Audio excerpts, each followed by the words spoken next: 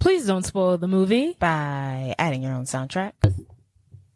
I, who does everything, made a small, tiny mistake with the editing. She literally had us record yesterday.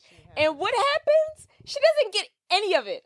All the grade A content that I gave this audience, and you didn't capture none of it. And so now what do we have to do to do this all over again? A bit shorter. You completely bungled this. Hi, I'm Chanel. Hi, I'm Starlight. Chanel is from Cheetah Girls, and Starlight's from Homelander. No, The Boys. The Boys. And welcome back to Please Don't Spoil the Movie. A podcast brought to you by sisters who hate each other. That's right. Get over yourself. You get over yourself. You get it right. Huh? You get it right. You get it right? Get it right. I asked you, could you hear yourself? You said yes. I don't think you heard yourself the way you did. I did. Okay. Quickly tell us about your brain injury. The quickest way possible. So, after I explained all of this yesterday, we have to redo it. So today is now Saturday. I was at practice on Tuesday. I walk into practice thinking, regular practice. We're doing freaking Kris Kringle, passing out names. We just got off from a previous game. That Sunday, we're back at practice. I'm trying to make TikToks and everything. And then so practice starts. We warm up this very simple pyramid. And the girl who goes on top of the pyramid, we link arms at the top of the pyramid, right? So we link arms with each other. As soon as it goes up, it starts to fall immediately. So our arms are linked. So she's taking me down with her. And so as she's taking me down, the boy whose shoulders who I'm standing on, I don't know what he was doing. I don't know if he tried to catch the girl at the top of the pyramid and not me, but he bent over as I'm standing on his shoulders. And if you lean forward, I'm standing on your shoulders. Where I'm gonna go? To the ground. Down. So I slip off of his shoulders, and where does my head go? Smack to the floor, the turf of the dome. And everybody was like, I didn't really see it, but I heard it. I was like, great. My brain ricocheted to the ground. And, really what's underneath that turf is really just basically all concrete. So that was the second concussion that I've gotten since being on this team. And what I would really like to add is it wasn't even, literally, it happened at the exact same time. Friday, which is yesterday, made a year since my first concussion. And the joke that I made last night was, that's a sign from God. Yeah, whatever. So, I'm just all banged up and bruised up, so I'm really upset. And then, side note, I got my gallbladder is eating me up from the inside, and I need to get that taken out. So it's just always something. Whether it's a concussion, a sprained ankle, my gallbladder hates me. It's just I just want to be functional. Gotta stop going in there, buddy. That's not an option right now. Look, I got one more year left in me. Especially after this concussion. As soon as I hit the ground, before I even hit the ground, I was like, I'm about to hit my head. And then when I hit my head, I started rethinking every life decision I ever made in my entire life. And then I was like, if I thought I was going to make it to 5 years, now I know for sure. Yeah. that's not happening. I mean, I never really thought. Given this year, I never thought I was going to make it to 5 years. But if there was even just the slightest inkling of a chance, it's gone now. They're taking it out of you. They're really diving into your body. Really cutting it out. And your brain's very important. So they say. Yeah, that's what I've heard. Take my ankle, Lord, but don't take my brain.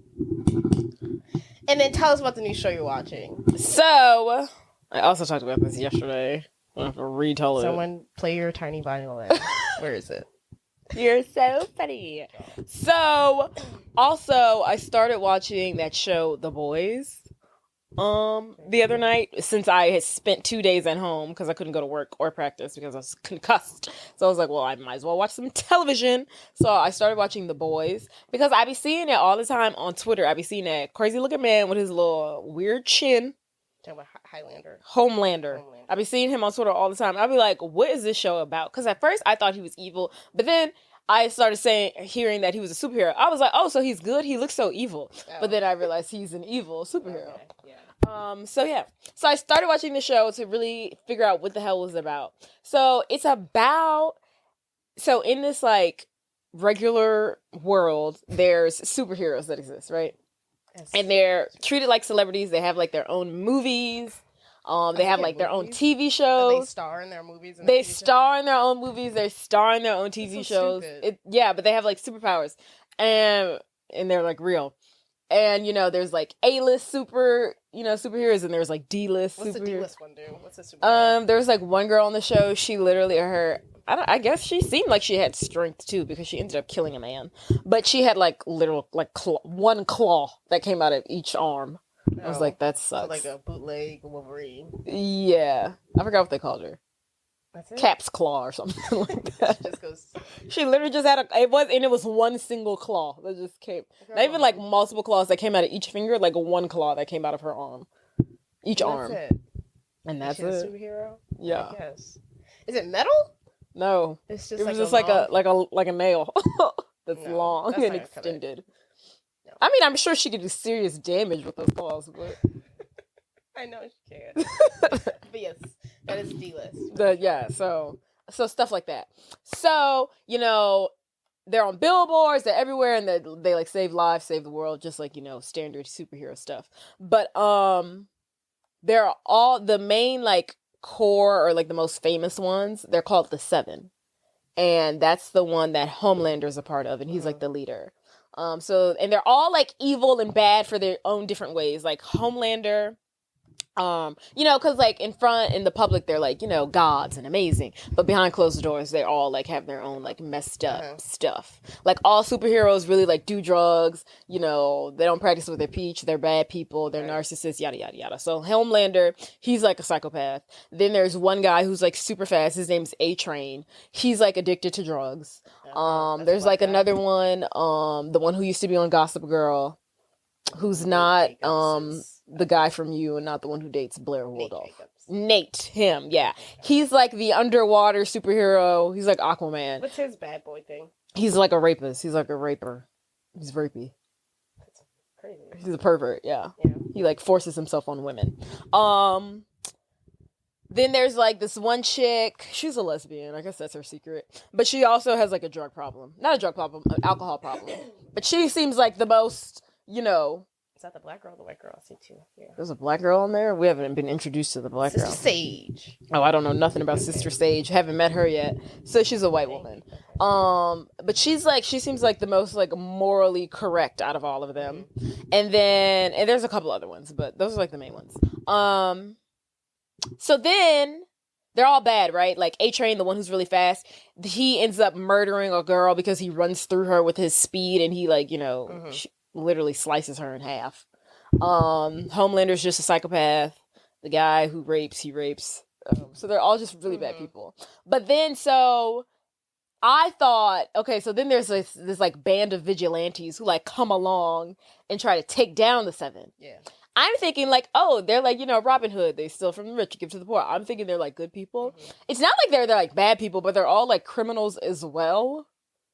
So it's just like in the leader, he's not like evil, but he's not good. Like if somebody died, he'd be like, we're not going to save them. That's not what we're here for. We're here to take down the Seven. Like we're going on about our day. So it's just like, oh, I thought there would be some goodness in this show, but there really isn't. What do they bring to the table? They have any powers? Well, so no, they're regular people. They have guns? I mean, yeah, they all are like. How are they going to bring down superheroes? So the whole premise of this season so far is there's this thing. They all think that superheroes, they're like, God-given ability. They're like gods, like they were born like this. So there's this thing going around. It's like drugs for superheroes. It's called Compound V. That's the super fast one. He's like addicted to it. It's giving that vampire show in the South. True Blood? Yeah. Oh, yeah. Something like that. But yeah, so there's this drug called Compound V. And what they are finding out is that these superheroes, they're not actually born like this. They're born regular children. They put them in incubators and like inject them with this like Compound V to turn them into superheroes. Oh, they all were, all these people were like made in the lab? That's what they're trying to figure out. They're trying to figure out, is it just like the members of Seven who happened this? This is everybody? Or what? Is Homelander like this? Or is he? Yeah, so that's what they're really trying to figure out. But it's really crazy because I'm like, wow, everything's like fake. Like when they fight crimes, they go somewhere and it's all like curated for them. Like the crime might be real, but they like the organization, because all the members of the Seven, they all work for this huge conglomerate who like literally writes their checks and like, you know, pawns them off as these, you know, superhero, whatever. So they'll like have a crime and they'll tell them like, okay, go to the crime at this time, at this moment, and bust them at this exact second, so they can get it on camera. It's just all fake. It's all a facade. So yeah, Crazy. it's a good show. I'm just like, where's the sunshine? Yeah, I don't think we're gonna get it. I mean, there's sprinkles of it every now and then. Every time I watch it, I'm like on the edge because I'm like, this person's about to die, and when they don't, I'm like, oh, they spared us this time. Yo. And then there's like one scene where like one of the boys, who's the member of the boys, he like kisses a girl, and I'm like, oh, something bad's gonna happen. But it didn't. I was like, oh, thank God. They actually gave us like a piece of joy. Okay. So yeah. It's an interesting show. I would like to get through it. I wonder how many seasons they have. They already have 4. So we'll see. They have that it's kind of a spin-off of The Boys. Oh yeah. I saw thing. that. Mm-hmm. That looks even darker. I thought it was like a little more satire, a little funner. That one looks even darker. Oh. And I was just like, ugh. I feel like that probed me to start watching this one. Yeah, I kind of want to watch that one. We'll see. It's on the list. What's up with you? I went to a wedding. That's why I couldn't record Monday, because I was tired and I partied too hard. She partied too hard at the little wedding. Yeah. How was it? It was lovely. Was it? I got like I told you yesterday. Like we've already discussed this. It's just but go along with our acting. It was lovely. The wedding was outside. The wedding was outside. It looks really nice, Really outside. pretty. But the reception was amazing. They had American food and Ethiopian food. The food was good. Oh, how was the Ethiopian food? It was good. I got the veggies. I had a good amount of veggies. Oh, that's it was good. Like eat it with bread. I thought it was really good. I kind of liked it better than the American food. American food was just pasta, and I didn't eat. I think it was chicken. I didn't eat that. Nothing crazy, but I like the Ethiopian food. Did you see any cute guys there? No, but I did see a beautiful girl there. That's what I said yesterday. We said this This exact gorgeous story. girl with this big old hair. She was tall, and I heard she was a model, and she wears low-rise jeans with crop tops. That bitch. Damn her. That bitch. Low-rise jeans with a crop top? I couldn't even do that.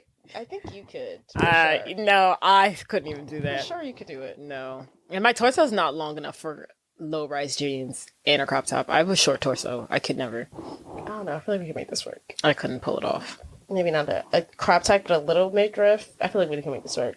But I can't. Low-rise jeans never. when people in I don't know, no, Gen Zers, when they were saying like, why do y'all wear high-rise jeans?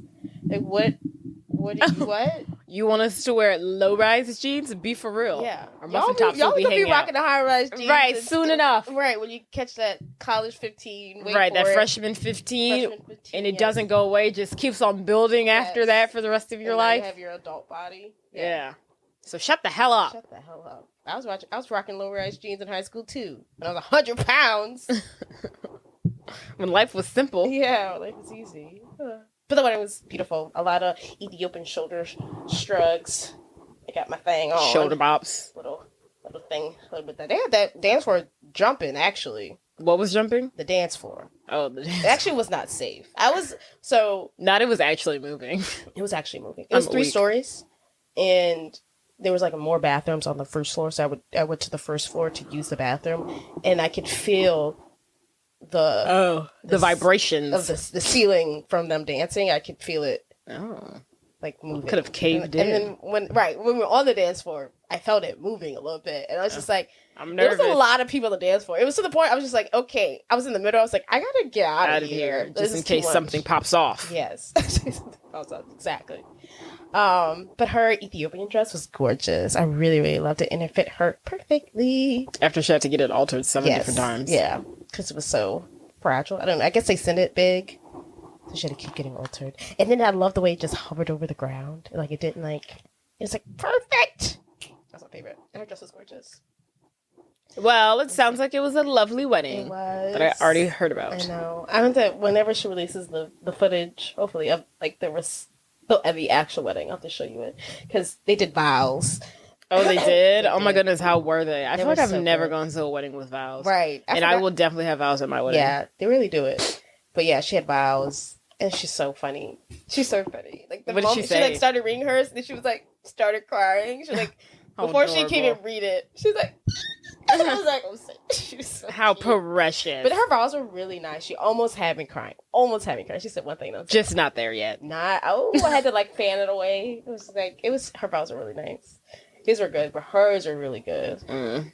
But so cute. Adorable. Yeah. I already heard the story. I didn't hear the vows thing, though. Yeah. I That's had new. Sprinkled some newness in Yeah, there. you sprinkled some new stuff in there for me. So I wouldn't be hearing the same thing over for the second time. Okay. Like you didn't do the same thing. Yeah, but this wasn't my mess up. So it wasn't that bad. And now we're 10 minutes shorter. Oh, yay. Okay. Are we ready here? Tell me, go for it. Think overbearing mother. Think rebellious young teenage daughter. Think mother-daughter dynamics and relationships. Think swap. Think Chinese restaurant. Think Chinese food. Think wedding. Think high school. Think adulting and adult life. Think it's a Disney Channel movie, so of course they're gonna kill a parent, and this time around it's the daddy. Yeah. Think we appreciate your concern, ma'am, and that's really nice, but this has nothing to do with you, and this is none of your business, so we'd really prefer you to stay out of it. But she doesn't do it anyway. Okay. And that brings us to, drumroll please,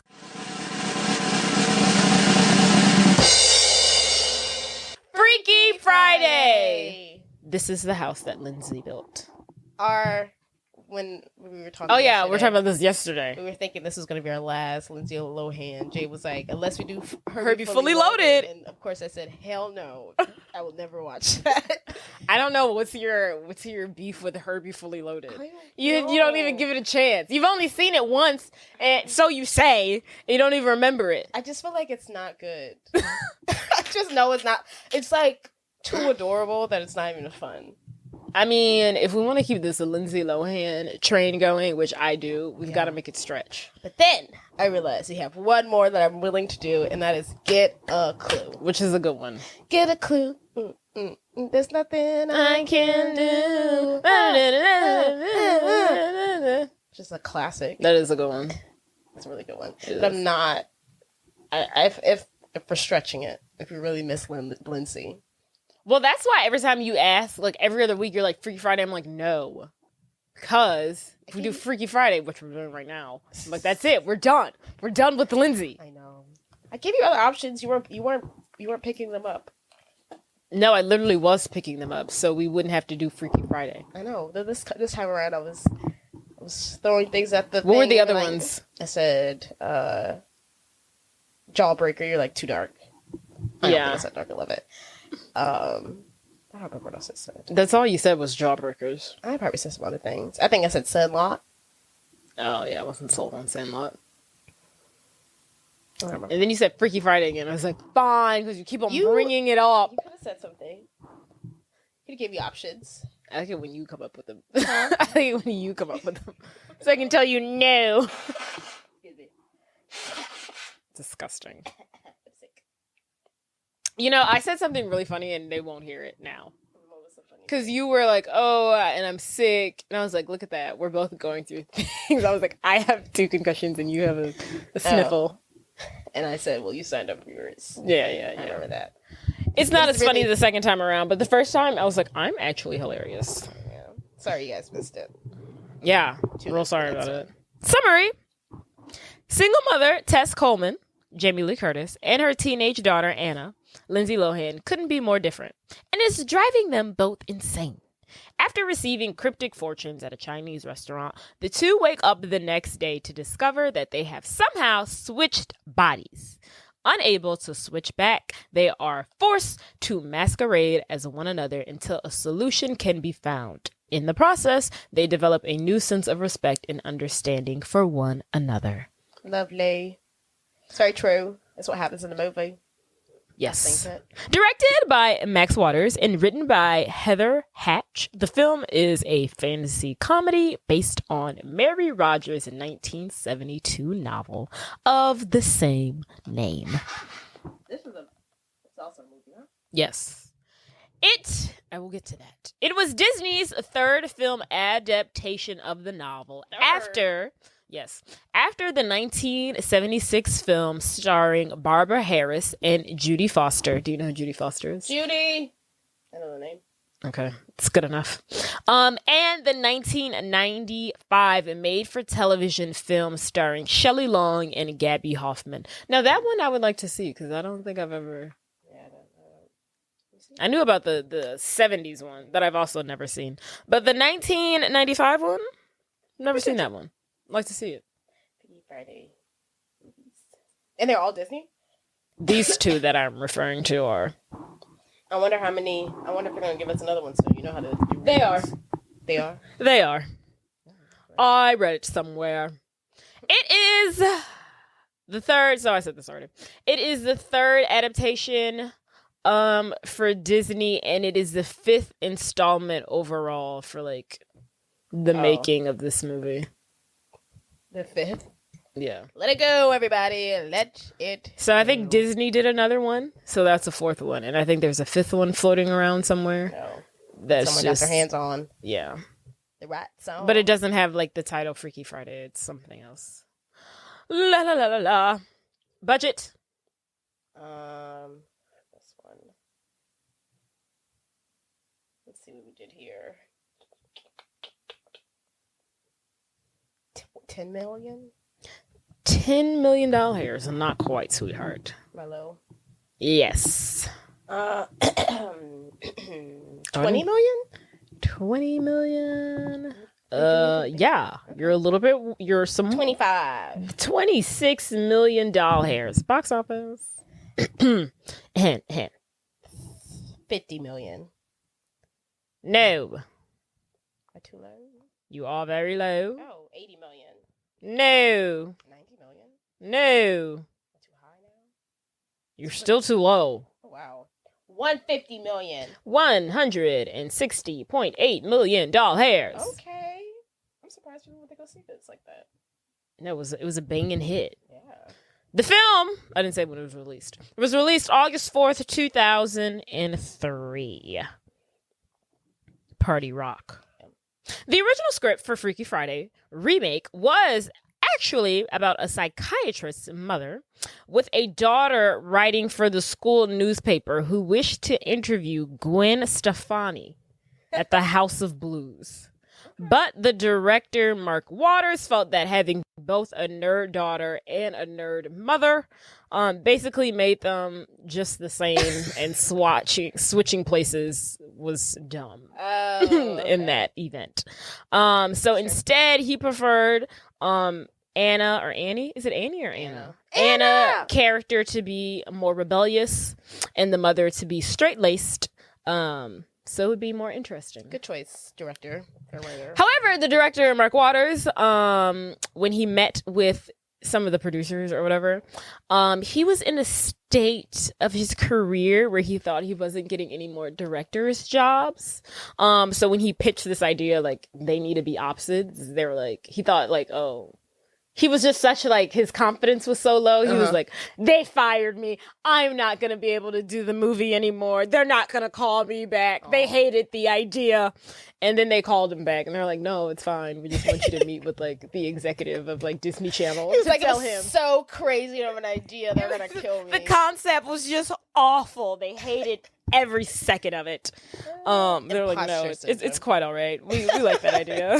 That makes sense. It makes sense. So initially, Andrew Gunn, who was a producer or something, had hoped that Jodie Foster would play the mother. Yes, who played the original Annabelle. I guess this is her name in the 70s I don't like that film. name anymore. Who played Annabelle in the original 1976 film. They thought that she would hopefully be interested in playing the role of the mother this turn around, but Foster declined, citing concerns that her stunt casting would draw attention away from the film's elements. Oh, just like her just them putting her in there That's for like fair, I a gimmick, guess. you know, just to be like, oh, she was in the last one, so she's in this one now. She's like, yeah, I guess that's fair. just say you don't want to do it. And then, what is this lady's name? Annette Bening. I don't. You know her face, but Yeah. we don't know her name. But hold on, I'm gonna tell you what she's in. She's in American Beauty, Death on the Nile. The kids she's are in Death all on the- right. Yes. I I thought it was called Murder on the Nile, not Death on the Nile. I love Death on the Nile. didn't like it. Loved it. The other one's better. Oh no, that's the one I'm thinking about. Never mind. I didn't like Death on the or Murder on the. That's what you're Oriental thinking Express. about. Yeah, that one. I didn't like that Yeah, I one. didn't like that one. That one They all sucked. did it. But they still made a sequel. They made 3. There's another one I haven't seen. Oh. That he's the, you know. Oh yeah, with like Tina Fey or something. Yeah. The Siege. That seems. Denzel Washington. That seems something. The Woman. That seems like something. Okay, here we go. Sorry, back on track. So Annette Bening, who is in American Beauty, Death on the Nile, The Woman, The Kids Are Alright, that lady. She originally received the role for playing Tess Thompson, and were you saying I something? think she would have done well. Yeah, I think I could have definitely seen her. Yeah. Annette Bening and Michelle Trottenberg were both originally cast. Annette as Tess and Michelle Trottenberg as Anna. Oh. But Trottenberg was forced to drop out because of her television commitments to Buffy the Vampire Slayer. I'm very confused because I feel like Buffy the Vampire Slayer was way over before this movie even started making its round. That's like a 90s show. Yeah. Let's see what time. But what her name is, Michelle Trottenberg. That's the girl from like Ice Princess. I think she was on Gossip Girl for a hot second. You know her. She was on Buffy the Vampire Slayer. That's what they were saying, but I don't see how. Oh, that girl. Yes. She played. Maybe it was a reboot or something. Oh, she's on Harriet the Spy. Yes. Yeah. No, I think Vampire. So it ended in 2003. Okay, well, So right in there. I'm so confused. I mean, it started in 1997. So did they have more than one Buffy? How does that work? Was she playing No, she played Buffy? Dawn Summers. I don't know who that is, but she didn't play Buffy. Okay. Okay, so Annette Bening and Michelle Trottenberg were both cast. Trottenberg was forced to drop out because of her television commitment to Buffy the Vampire Slayer. And she couldn't work out her schedule. And then Bennings shortly dropped out afterwards for unknown reasons. No one Not really without knows my why. daughter. Yeah. I doubt that was it. Then Curtis, Jamie Lee Curtis, our favorite, was offered the role of Tess at the last minute after old girl dropped out. So she came in at the last hour. Madonna was reportedly very interested in playing the role of Tess.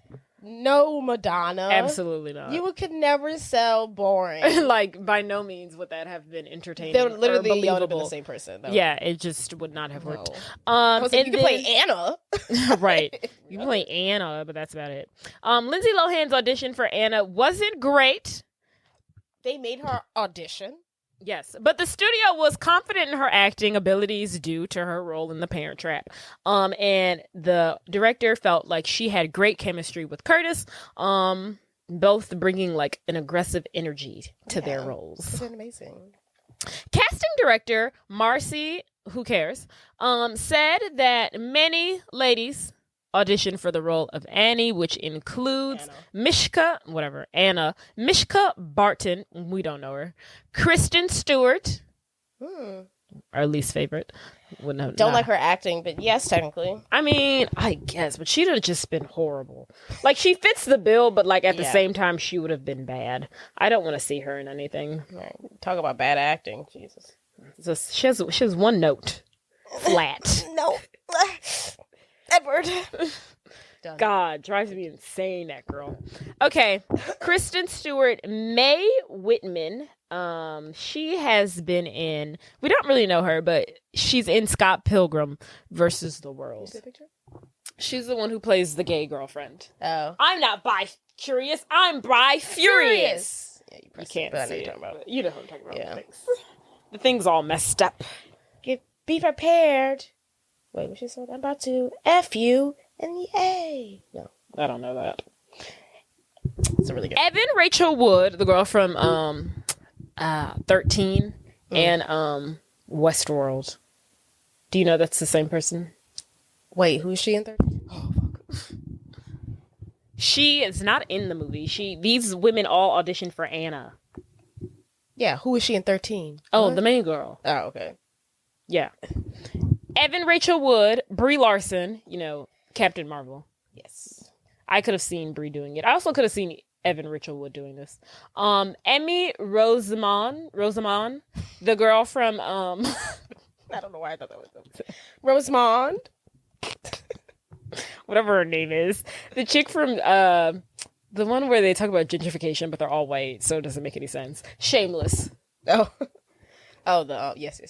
She's in Shameless. Her. Kristen Bell. You know Kristen Bell. Yes, remind me who that is. The Good Place, Veronica Mars. Yes. Definitely could have seen her. Cheryl Appleby. We don't know her. Sherry Appleby, never heard of her. And Danielle Panabaker. I don't know who that is. You know those two sisters that were on Disney Channel? Not Allie and AJ, the other two sisters. Danielle and something Panabaker. You know them. Damn. One of them's in the one from Stuck in the Suburbs. You know Stuck in the Suburbs. Stuck in the Suburbs. Oh, yes. Her. Which I definitely... Oh, Sky High. Yeah. Her. Could have seen that for her too. So yeah. Those ladies all auditioned. I could have seen her.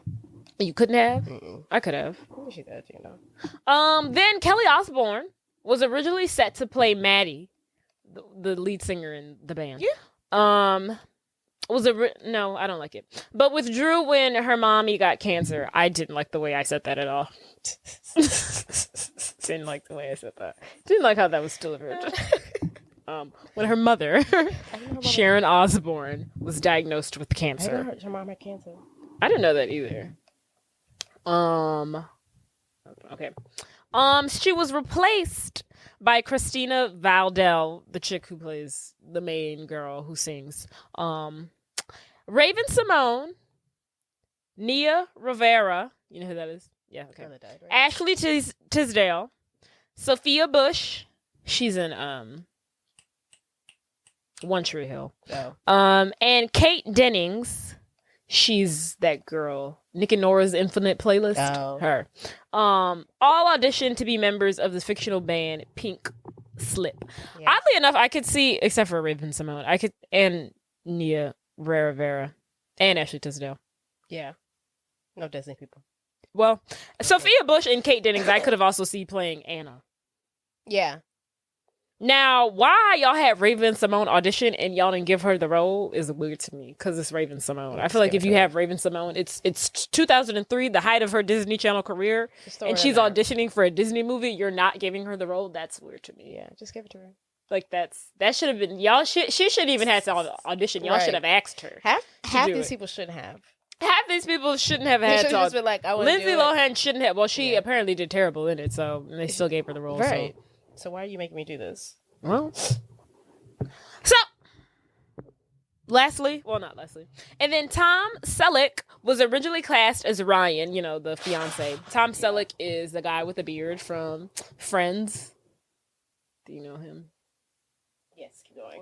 So Tom Selleck was originally cast as Ryan, but dropped out when Annette Bening dropped out from the film. Then Mark Harmon, who plays Ryan in the movie, was also approached to play Ryan, but he only wanted to do it when Annette was in it too. Oh. But he still ended up doing it, so I don't know why he was doing all that hooping and hollering. I only want to be in this movie for 30 minutes if she's in it. Right. Then the boys who auditioned for the role of Harry, the little brother, included Spencer Breslin. He's the little boy who's in the Santa Claus, but he plays like the elf, the head elf. Oh. Not the head elf, but like one of the elves. Santa Claus. The Santa Claus, the one with Tom. Oh, yeah. You know what I'm talking about? Him. He auditioned for Harry. Angus T. Jones, the boy from Half and Half, or what's that show with Tiger Blood? You lost me. And John Cryer. Tiger Blood? The guy who's like Tiger Blood. What's his name? Oh my God. The one who's crazy. Charlie. Charlie Sheen. No, you're talking about 2.5 Men. 2.5 Men. 2.5 Men. Half and half is a different That's show. what I thought you were talking about, but you threw me off with Tiger Blood. That's all I can focus on. That was his motto for like 3 years when he was on coke. So Angus T. Jones, the little boy from 2.5 Men, he auditioned for it, and then Darrell Sabara, the little boy from Spy Kids, Junie. Oh, his name is Darrell? Yeah, or Daryl or something like that. Daryl. That's still a strong name. A strong black name. It's Daryl, but still, that's still pretty black. And yeah, that's all I have for you. Okay.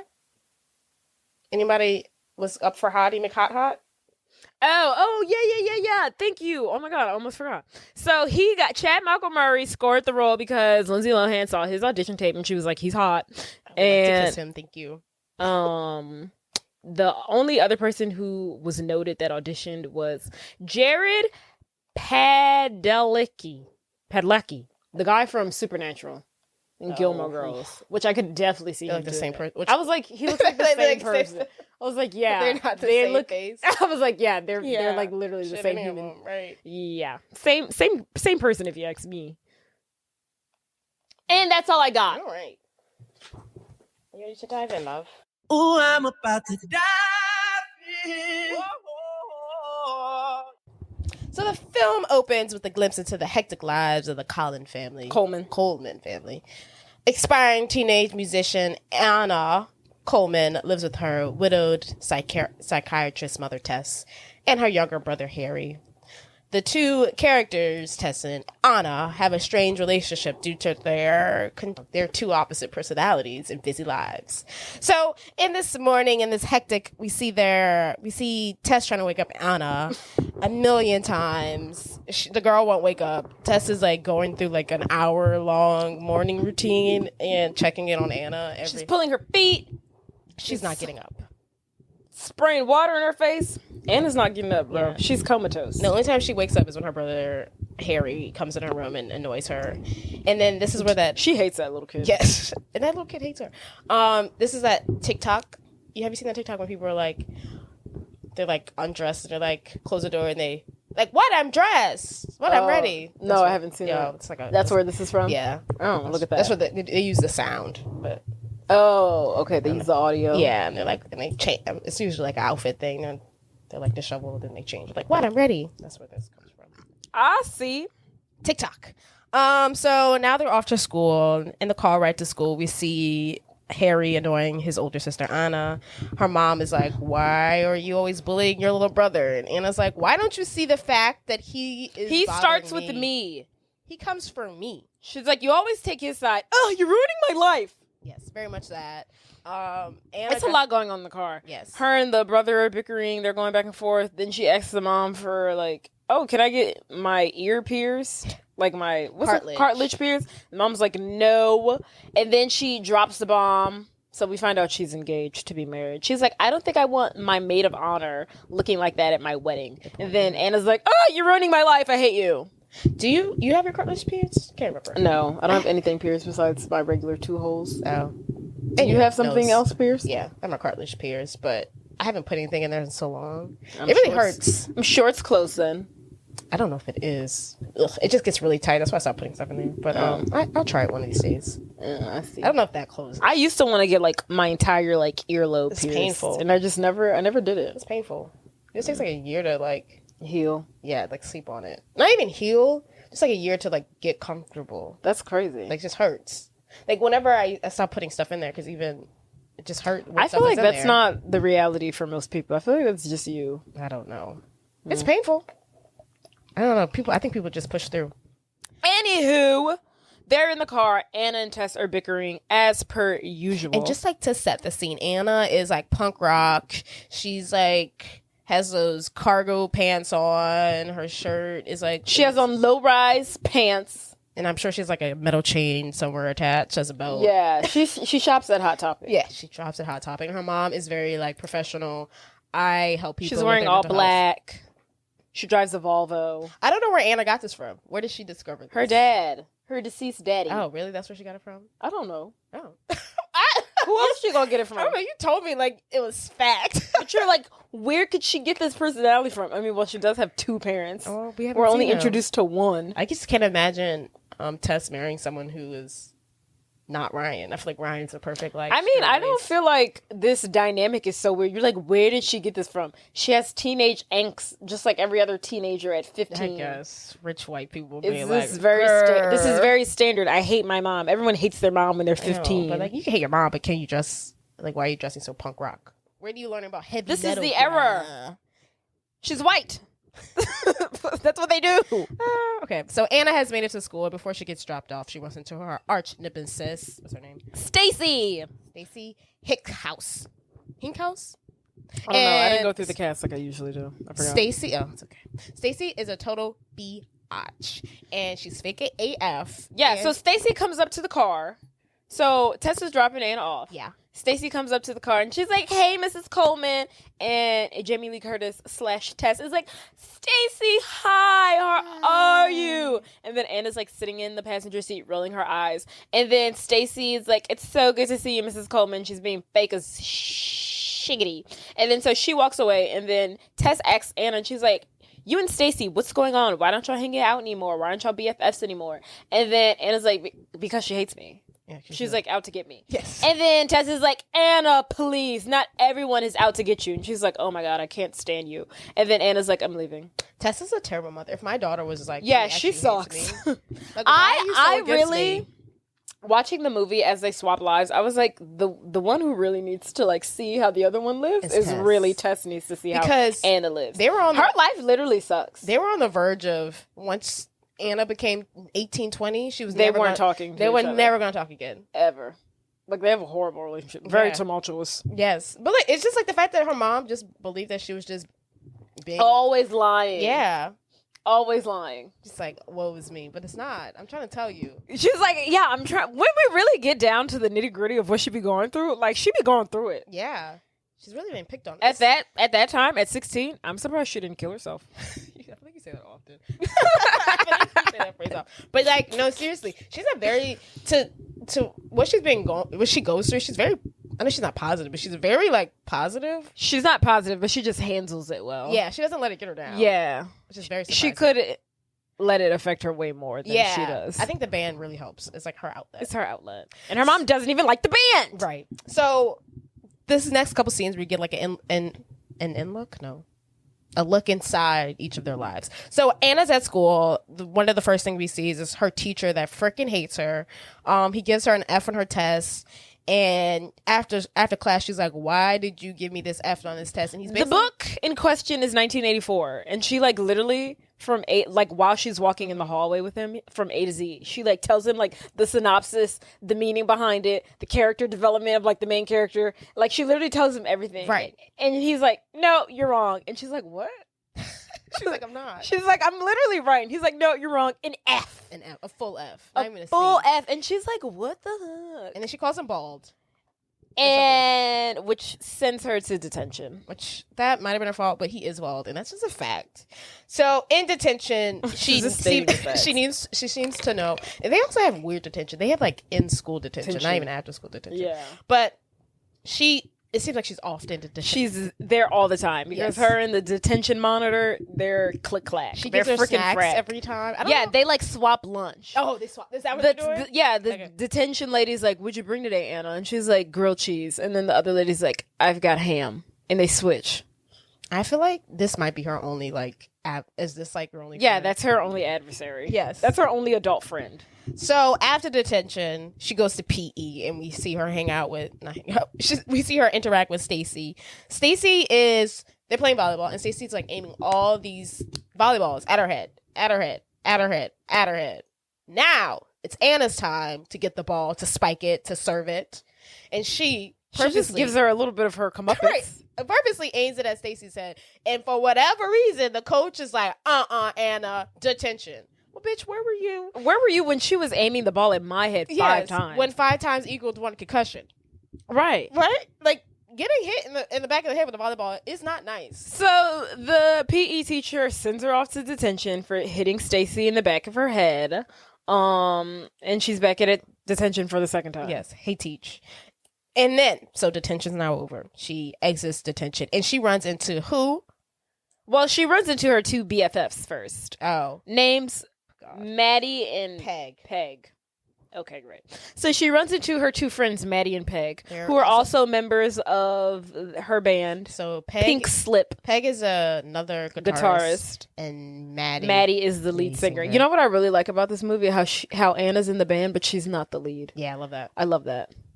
It's different. But she's I love like that. but she's the lead guitarist, Yeah, but she's not the lead yeah. singer. Love Love that. So yeah, anywho, she runs into her BFF / bandmates, and you know she's going on about her very unfortunate life. She's giving them the rundown, and then as you know, she's talking to them. The one, the only, what's his name? Jake, played by Chad Michael Murray, walks by. I would like to take a moment for the casting people. Thank you. An actual hottie. Right. An actual hot. This is what we're supposed to be seeing. It's not even supposed to be like, We're not supposed to be seeing Aaron Samuels from Mean Girls. I want to look at that guy and be like, yeah, bitch, I get it. I would be faint too. It makes it so much harder to enjoy the movie when the hot guy isn't hot. So much harder. Just like, what were y'all thinking? What are we doing here? Why are we here right now? Why are you watching this wasting our film? time? Why are you wasting my time? Of all of Hollywood? If the love interest is not hot. Sell me a dream. Please. What the hell? You're giving me this chicken scratch. Right. But I don't want this. Thank you, because when I saw You're giving me somebody who I could see any day, every day on the street. And I don't want that. Yeah, and I want somebody who I could only see in Hollywood. Exactly.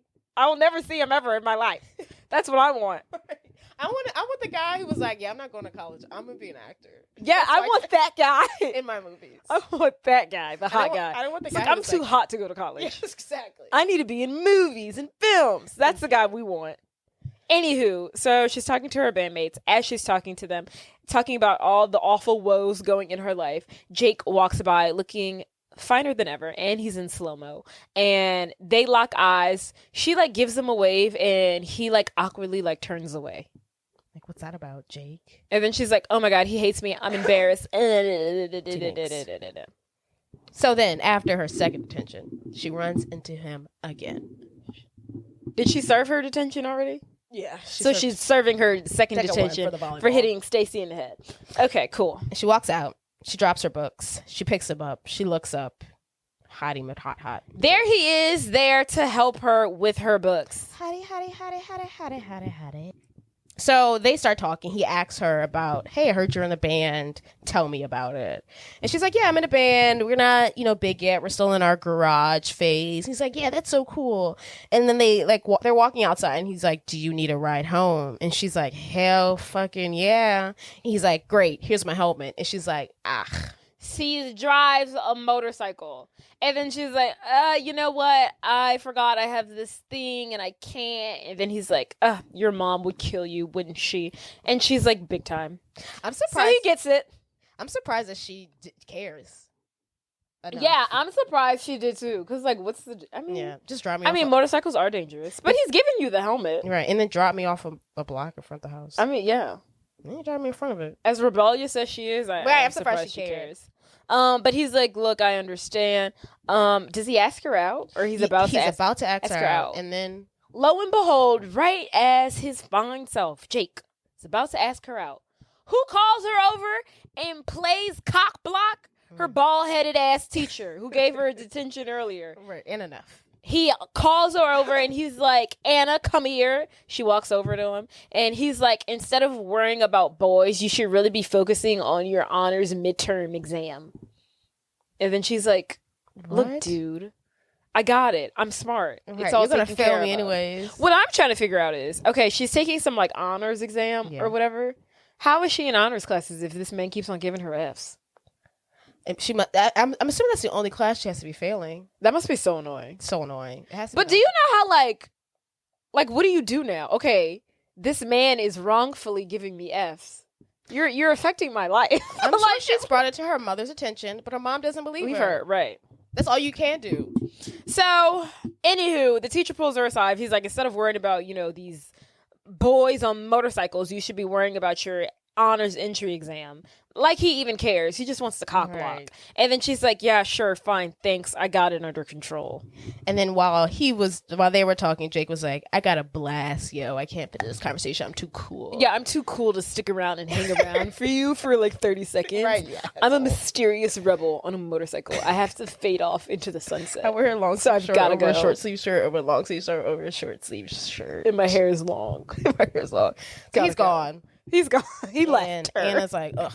And so while Anna had this, crazy day, we also get a glimpse into the mom's life, Tess. She is super busy. She's so busy that she has like 5 phones and like she's calling them all and people are calling her. She's looking over paperwork and she like crashes her car into some tire stuff at work just to show how busy she is. Just to highlight that. She crashes her Volvo. And then we see the kind of patient she has to deal with. She has to deal with this one guy, I forget his name. Evan, who's like super crazy, super neurotic. He's like her most needy patient. He's in her office like every day. It's the guy from Sex and the City, Carrie's little flunky. Carrie's gay. It's him. So Evan, he's really needy, her most neediest patient. He's very high strung. And then she's just the wheels are always turning for Tess. Yes. It's always something. It's either her needy children, her needy patients. It's always something she has to handle. Meanwhile, she's getting married. Oh yeah. Which we have failed to mention. She's getting married. So she's planning her wedding. Yeah. But this is what? Thursday? The wedding's She's getting married on Saturday. I don't like it when movies take place in the course of like a day. I know. This movie, I didn't realize it until I never realized this movie takes place in the course of a day. Well, I hate that. You could say the most important part, but we did start on a Thursday. So you could say Thursday to Saturday. To a day and a half. The peak of it is one day. I hate that. I thought they were stuck like this for like a week. It's literally a day. That's long enough. That's crazy to me. That's all it took. That's all it took. For one them to day be in like, life. this is crazy. You've got it bad. You got it bad over here.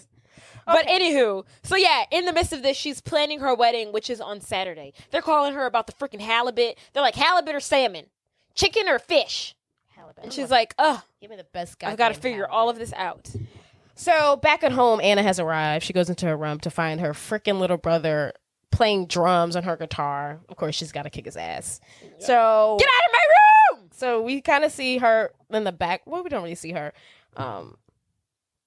I don't explain it. But while she's doing that, her band is in the garage waiting for her to come. They can hear her like running around trying to chase after her she's brother. Like chasing him. And of course from the garage they can hear the stomps and the hoops and the hollers. And after she's done with him, she goes down to band practice. She's like, let's do this. And they rock out. Let's rock out. Let's rock out. And the pink slip, they do exactly that. They rock out. With their cocks out.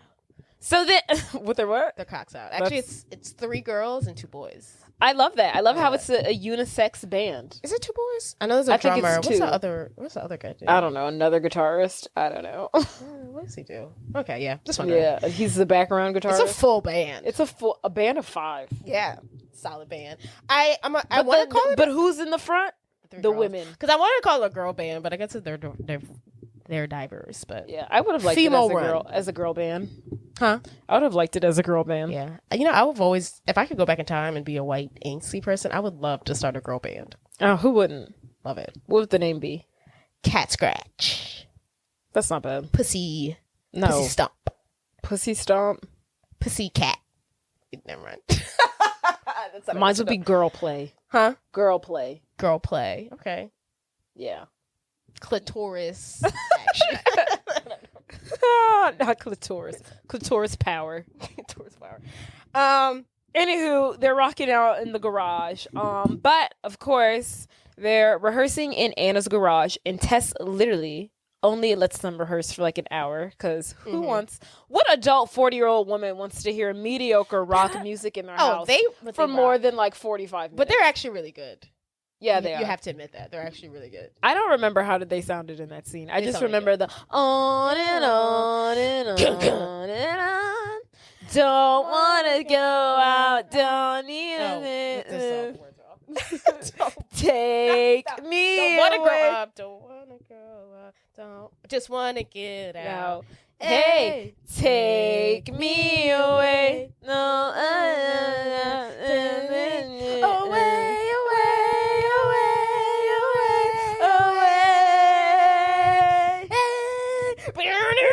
comes a good church solo. Okay. Good Tess song. comes home. And, Round and round, here we go again.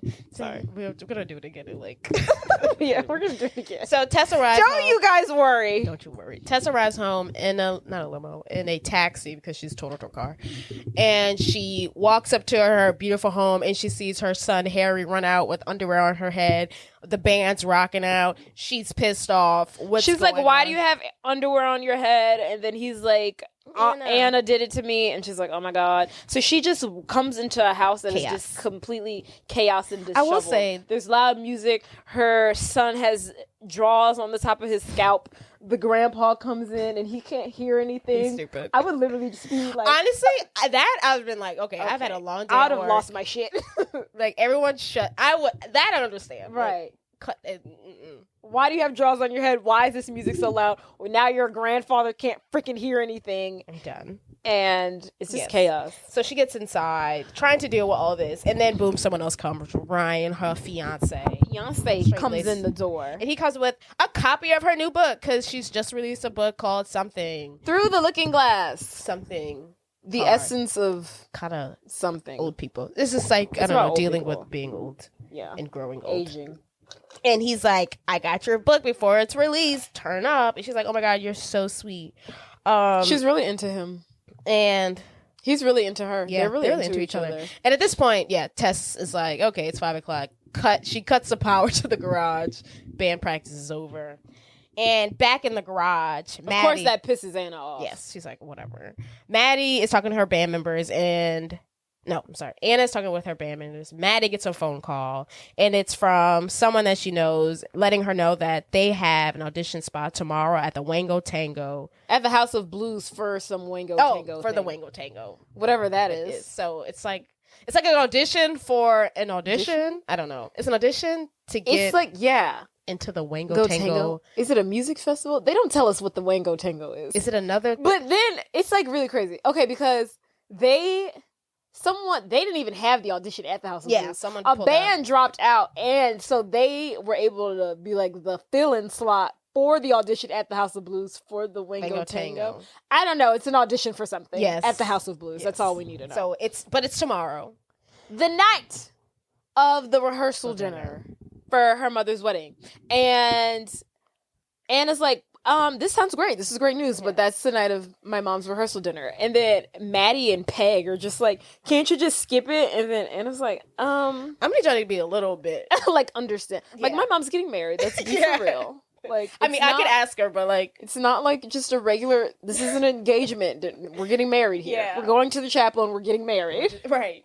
So they're just like, can't you just skip it? And she's like, I don't know, I can see. And they're like, come on, Anna. You did it. And she's like, okay, fine, I'll figure. You know, this scene didn't make any sense to me. What? Because at first they were just like, can't you just skip it? And then she was like, oh, I don't know. And they're like, come on, Anna. And then she was like, okay, yeah, I'll skip it. And they're like, well, what about your mom? Isn't she like super crazy? And isn't this like a big deal? Didn't y'all just fucking ask me to skip it? So why are you now asking me these questions? Maybe Maddie's like, can you skip it? And then Peg's like, no, that's not how it goes. No. They're literally like, come on, Anna, this is such a big deal for the band. We need you to skip it. And she's like, okay, I'll try to skip it. And they're like, well, isn't this a big deal? Like, aren't you like the maid of honor? Can you not skip it? And I'm just like, y'all need to pick a lane. Maybe they're like thinking it through. They're like, actually, maybe you can't. I don't know, but it annoyed me. It really bothered me. But yes, they are not very hopeful in the fact that Anna can come, but they really want her to. So yeah, Anna's gonna have to come up with some kind of plan so she can make this event. Yes. So after band practice, Anna goes upstairs to relax after a long day. She goes into her room and she catches her brother hanging out with her. Why is her brother he's hanging out with his friend. They're jumping on her bed, reading her diary. And they have her bras on. They have her bras on. Leave my stuff alone. And she's ready. She chases them out. She goes to close the door and she realizes her door is no longer there. No door. Her mom has taken her door as punishment for putting underwear on her brother's head. Well, not just that. She's got detention twice in a day and she failed her English exam. Oh, so she found all that stuff out. Because she got a call. Oh, yeah. So Anna makes her way downstairs and she goes up to her mother, Tess, and she's like, where is my door? Yeah. And then Tess is like, ma'am, a door and privacy are privileges in this house, and you don't have those privileges. 1, because you put draws on Harry's head. 2, I heard you failed your exam. And 3, you got 2 detentions in one day. And then Anna's like, Mom, you don't understand. Everyone's out to get me. Stacy's out to get me. And then Tessa's like, you and Stacy used to be best friends. Y'all used to be BFFs. And she's like, yeah, when we were in the 5th grade. And then she's like, my teacher's out to get me. And then she's like, I seriously doubt that your teacher's out to get you. And she's like, he's failing me on purpose. And she's like, I really don't believe that. And then she's like, and then... I don't know. They worked Jake into the conversation, but I don't remember how. And then I think she was saying he also like ruined this chance that I had with this boy, and then she like stops herself. She's like, why did I say that?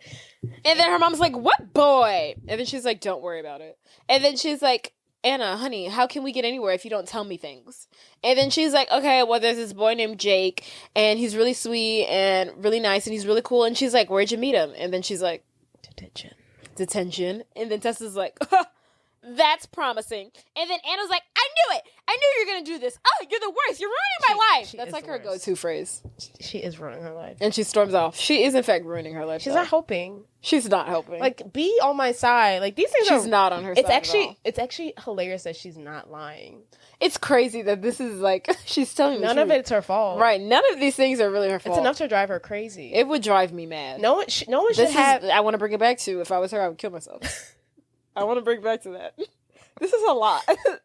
You're being bullied by this chick right. who sends you to detention every week. You're getting failed by your teacher for no reason. You have no idea. So he's messing up your GPA, your chances of getting to college, and whatever else. And then meanwhile, your mom does not believe you whatsoever. She thinks you're a liar. Can I have and your and then your little brother's a shit, and your mom's supposed to be on your side, and your dad's dead. And I think he died like a year ago. Like literally, it sounds like he just died 3 years ago. They said it. Huh? It was 3. Oh, so yeah, just died. He's been damn shawty. Because I mean, they've been dating for at least a year, 2 years, and you're already married. Y'all are already. It's not even like she just got engaged or they're just getting serious. Y'all are getting married tomorrow. So they've been dating for, I want to say 2 years at least. Yeah, she didn't waste any time. No time. That's actually that's not good. Like, damn hoe. That's why she hates her mom. Yes. Why does her mom hate her? I don't know. Yeah. But Anna has many reasons to hate her mother. Yes. Tess, not so much, to hate her daughter. So this goes nowhere. And at this point, Ryan pipes in. He's like, who's ready for dinner? Hey, who's ready for dinner? What's Chinese? Meanwhile, Anna freaking hates him. Yes. So we're at the Chinese restaurant. Very large restaurant. It must be really good because they're like the only white family in there. Oh, are they really? I didn't see any. Oh, I didn't pay attention. I didn't see it. It was like Asian people galore. I was like, this must be the spot. I didn't take a note. But so yeah, they're at this Chinese restaurant. They're also regulars because the manager, owner, whatever, she knows the family face and name. She know Anna name, Tess name, Harry name. She know about the wedding. She trying to be the caterer. Tess is like, we already have a caterer. She's like, I can still do it. Right. It's not too late. Right. Chinese. Right. Great. And then Tess is like, no thanks. Like, they're on a first name basis. Right. So the family's sitting down at the table. Anna, of course, is pissed and sulking. Ryan, trying to play like cool stepdad, is like, Anna, the door. I know where your door is. It's under the like it's like in the garage. And Anna's like, I already knew that. How's that helpful? You just want me to put the door back? Right. It's like, you're telling me where it is, but I'm a 15-year-old girl. I can't put the hinges back on the door. And that's not going to solve anything. She's going to take it back off. Right. She might destroy the door. Yeah. So he's trying to be cool. He tells her where her door is, and she's like, I already know. If you want to do something, make her put the door back on. Right. Talk to her. Don't talk to me. Yeah. Talk to your girlfriend. Talk to her. Talk to your girl. Talk to your girl, bro. Don't talk girl. to me. Handle your girl. Handle your girl. Does he not live there? He should be live in that house by now. He doesn't live there. No, he don't, because he just be popping in. Which is weird. So, he's like, he tells her where the door is, and then he's like, I ordered the duck that you really like, and then she's like, I don't care. The what? The duck. Oh. The duck. The duck.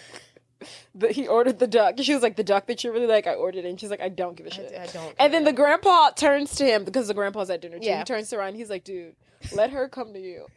You're coming in hot. Right. And then he's You're like, if I let her yourself. come, she's going to come with a hatchet. And he's like, you got to take it easy. Like, Let her come. she's not vibing with you. Yeah. Let it go. He's like, don't embarrass yourself. Like, give it up. And then Ryan gets up out of frustration. He's like, I'm going to go check on the duck. Sir. Meanwhile, Tess turns to Anna and is like, Anna, do you really think you're going to get what you want by having this behavior and this attitude? And then she Anna flips the script and she's like, you know what, Mom? You're right.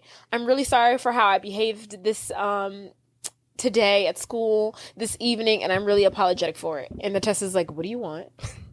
And then Anna drops the ball and she's like, okay, Mom, tomorrow, the Pink Slip, my band, we have an audition at the House of Blues for the Wango Tango, and it's really important. Gotta go. Well, her mom actually, I would like to point out, she seemed interested in She it. was at first. And then Tess is like, oh my goodness, that's amazing. That's great. Tomorrow. You mean after the rehearsal dinner? Girl, you know the rehearsal dinner. Be for real. I know. After the rehearsal dinner. We're no. going to 12 in the morning. And then so. Anna's like, no, I meant during. And then Tess is like, Anna. And then Anna's like, Mom, it's the biggest thing in my life. This could actually work out. I mean, they perform one song, and it was like, it's She down could the come street. after. She could come after. She could go to the rehearsal dinner, go to the thing, and come back just like they freaking did. Right. It was doable. They did it. It literally, yeah. They made it happen. Yeah, it could have been. They could have talked it out. We really could have gone without all of this. Yeah, she just likes We to. could have gone without swapping She the likes bodies. to villainize. Weaponize? I don't know. She likes to make her daughter into the villain. Oh, villainize. Villainize. I can't get it out. She likes to villainize her own daughter. So Tess is like, Anna, my rehearsal dinner, la la la la la. Anna hits the, you're ruining my life. So they take their arguing to the side. Their She's like, argument, come, they get up. come. Anna storms off. Tess follows her. They get in this argument. Anna, stop. What? Let's talk about what this is really about, okay? This is about your dad, isn't it? Mom, stop shrinking me. It's not about Dad. It's about the audition. You're ruining my life. Honey, enough with the drama. Anna, high school is not that hard. You couldn't last one day in my high school.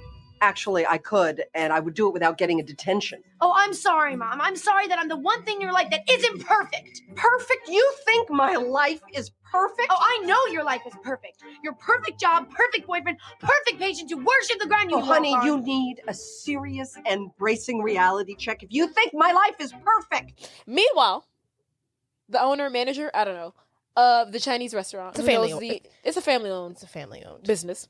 The manager owner, she's watching from afar along with her mother. Yes. And then the mother is like, tis, tis, tis, tis, tis. And the manager is like, Mama, stay out of it. Leave it alone. It ain't got nothing to do with us. Mind your business. And she's like, okay, we gonna see. We gonna see. So they're going back and forth. And then the Asian mom is like, that's it. I'm in. Time for me to intervene. Yes. So in the middle, in the height of their bickering, she comes over with these 2 fortune cookies on this silver platter. And she's like, Fortune? And they're like, ma'am. like, don't you see us talking here? And then she's like, not speaking English. She's speaking like Mandarin. And they're like, okay, let's take the cookie. She's really holding on it. Yeah, she's really like, I'm really not speaking Mandarin. She's like, I'm speaking Mandarin and I'm not getting out of here until you ladies take these cookies. So they take the cookies from her to get her away. And, I don't know, they storm off. Anna goes into the bathroom and closes the door. Tess is like behind the door and she's like, Anna, sweetie, please come out. She doesn't come out. They both turn around, backs facing the doors, and they both open the fortune cookie.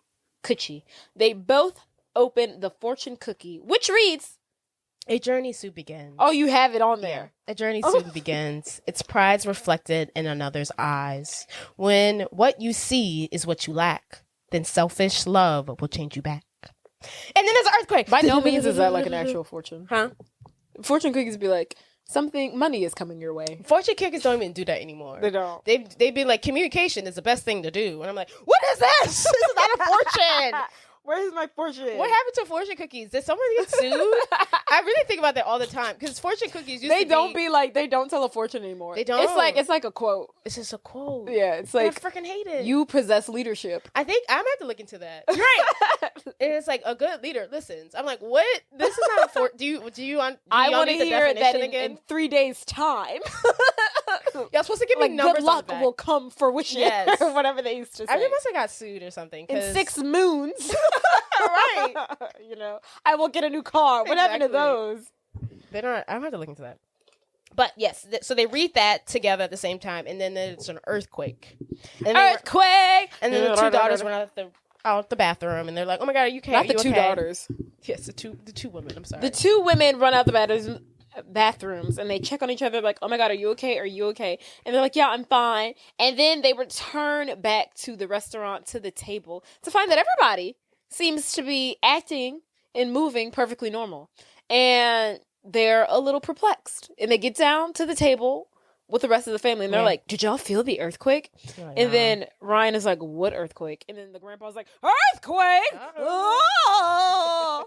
And then Tess is like, you didn't feel that? And Ryan is like, no, there wasn't any earthquake. And Anna and Tess are left looking very confused. It's like, okay. And they're like, there definitely was an earthquake, but whatever. Yeah. Y'all are gaslighting me, but it's fine. Totally. So the next morning, or that night, we see Tess and Anna sleeping. They're tossing and turning. And you kind of get like a little spooky hoodoo spiritual Like a vibe. dong. Yes, a dong. Dong. So it's happening, honey. The transformation is beginning. Transformation. And life. No, Bug's life. Bug's life. He's like the grasshopper is like the transformation. No, I don't remember. I'll play it to you later. So that morning, Tess and Anna wake up, but the only problem is, Tess wakes up first. Tess wakes up first. Tess as Anna wakes up first. So Tess in Anna's body wakes up first. Yes. And she's like, "What happened? This isn't my room. Did I She's get like, drunk?" why am I in Anna's room? This is weird. What happened to me last night? Did I drink too much? And then she like gets out of the bed and then she's like feeling her body that's not her body. And she's like, this isn't mine. She touches her hair. That's not mine. Then she touches Anna's butt. And she's like, that definitely isn't mine. Okay, wait, sorry. One random thing that I want to bring up. Anna's hair in the very beginning of the scenes is really like dreadlocky. And then they change it and it's very straight. I don't know what happened. Oh, but I'm really? glad I they didn't did. notice that. I noticed it was like in the beginning, like right during the time when she's like meeting Jake for the first time. They had a conversation. It's very like dirty, but like towards the end or like after that, it's just like straight hair. And I was just You like, mean for the rest of the movie? Yeah. Well, I would have to assume it's because Tess is in her body and she's probably combing her hair. Well, it was like that when she woke up. Oh, when she woke up. Yeah. But it was just that's a good point too, but I just noticed that. I was like, oh, did they change the direction of her hair? So Tess wakes up to find that she is in Anna's body and she's like, WTF, this isn't mine. She goes to the window. She's like, am I dreaming? What's happening? I gotta wake up. This has gotta be a nightmare, a bad dream. And then she makes her way over into her room where she finds her body with Anna in it. Yes. And she tries to wake up Anna. And of course, Anna loves to sleep, so she can't get her up. She wakes her up eventually. And then Anna in Tess's body sees her body. And it's not on her, it's on somebody else. And then she's like, who are you? And then she's like, it's me, it's mom. And then Anna as Tess is like, no. Who are you? She looks in the mirror and she's like, oh my God, why am I you? Why are you me? And they're like freaking the fuck out. Yes. And then my favorite part, she's like, I'm old. She's like, I look like the Cryptkeeper. She wrong for that. So they pretty soon realize that they have switched bodies, and it has something to do with the frickin' fortune cookies. Yeah, it has something to do with what happened. And then so they're trying to figure out how they can get back to each other or get back to their original bodies. Yes. They try everything under the sun. They try to run into each other and jolt their bodies back. That doesn't work. They just hurt their heads. And then so meanwhile, while they're trying to figure this all out, Henry walks in, thinking, he's talking to his mom, but he's really talking to Anna. And she's like, what the fuck do you want, you little shit? No, exactly. And then he's like, whoa, what's that about? Meanwhile, Tess and Anna's body is like, hi, sweetheart. Why don't you go downstairs and fix you some cereal? I'll be right down. And then he's like, what's going on with you two? This dynamic. This is weird. Yes. So they're discussing like how they're gonna do this day. Unfortunately, since they both have busy lives, they have very important days. Anna has her honors test entry exam that she has to take, so she can't stay home from school. And then Tess has to meet up with her client, that Evan, who is very particular, and she has to see him every day or he's gonna mentally combust. Probably shoot himself. Right. And she has, a whole bunch of other clients. So Tess is like, okay, so we're gonna have to spend our days in each other's bodies. We're going to figure. So at lunchtime, we're going to go to the restaurant and we're going to figure out what's happening. And then hopefully by then we're back in each other's body and all is right as rain. All is well in the world. And at first, Anna is like, I can't be you. This is too much. And Tess is like, oh my gosh, this is so exciting. Like, I'm so smart. Our high school level exam should be so easy. I'm genius. Being a high schooler is so easy. And then Anna's like, okay, sure. And Tess is in for a rude awakening. At first, Tess is in Anna's room and she notices the fact that Anna got a belly button pierce. Sorry, I didn't tell you, Mom. And then she's like putting on like a business suit to go to school. She literally puts on like a button down blue collar shirt, like black slacks, and then she slicks her hair into this very low bun. Yes. And then Anna in Tess's body is like, what are you doing and what do you have on? And then she's like, I don't know why you don't dress more like this. This is so pretty and cute and primp and adorable. And then Anna's like, you can't wear that. And then Tess is like, fine, but whatever you plan on wearing is probably not going to be appropriate either. Yeah, because she was putting on cargo pants. Yeah, and so they both agree to dress down, dress accordingly, and dress up, dress for their roles, who they're playing. Yes. So they get ready, and at this point, Ryan arrives, and he's there to bring everyone to school and to work because, you know, the Volvo's in the shop. It's in the shop, and this is the first time that Anna is seeing Ryan in her test body, and she's like, I don't know how to deal with this. This is weird. So they get in the car and they're driving, and Tess and Anna are obviously acting weird. Ryan notices the fact that they're kind of like switching their mother-daughter roles. Yeah, Tess is like sitting in the passenger seat, and she's got her feet on the dashboard, and she's like, yeah, I'm talking to my fiance who I just started dating right immediately after the death of my ex-husband. That's fine. And then Ryan's like, what the fuck? Anna's in the back of the car, and Harry keeps on messing with Anna, but Anna's really Tess. And then she's like, Harry, keep still, behave. And then Harry's like, you're not my mom. Yeah. But he really is her mom. So it's chaos. Chaos in the car. And then Ryan's seeing this whole thing. He's like, what is going on with y'all two? Because this is weird. But anywho, so they arrive to school, and they're about to drop off Anna. Or they're about to drop off Tess as Anna or whatever. And then before they leave, Tess wants to talk to Anna, and she's just like, game plan. This is what we're going to do for the day. Yes. And then before she can leave, I know, right? Jake is there. And Anna, Jake walks up to Anna thinking it's Anna, but it's really Anna as Tess. He's like, hey, Anna. And then Anna as her mother is like, hey, I really like this guy. Please play it cool. And then Anna as Tess is like, she's watching him. And she's like, absolutely not. No, absolutely not. And she's like, you don't even know him. Says Anna, the real Anna. Let's just call him Anna and Tess. Yeah. As themselves. Okay. That's what I was going to do. I'm making it way different. More complicated than it needs to be. Yes. So Anna's like, hey, just give him a chance. Like, he's cool. And then Tess is like, no, absolutely not. And she's like, Anna's like, you don't even know him. She's like, I don't need to know him. Look at him. And then so as he approaches, he's like, hey, Anna.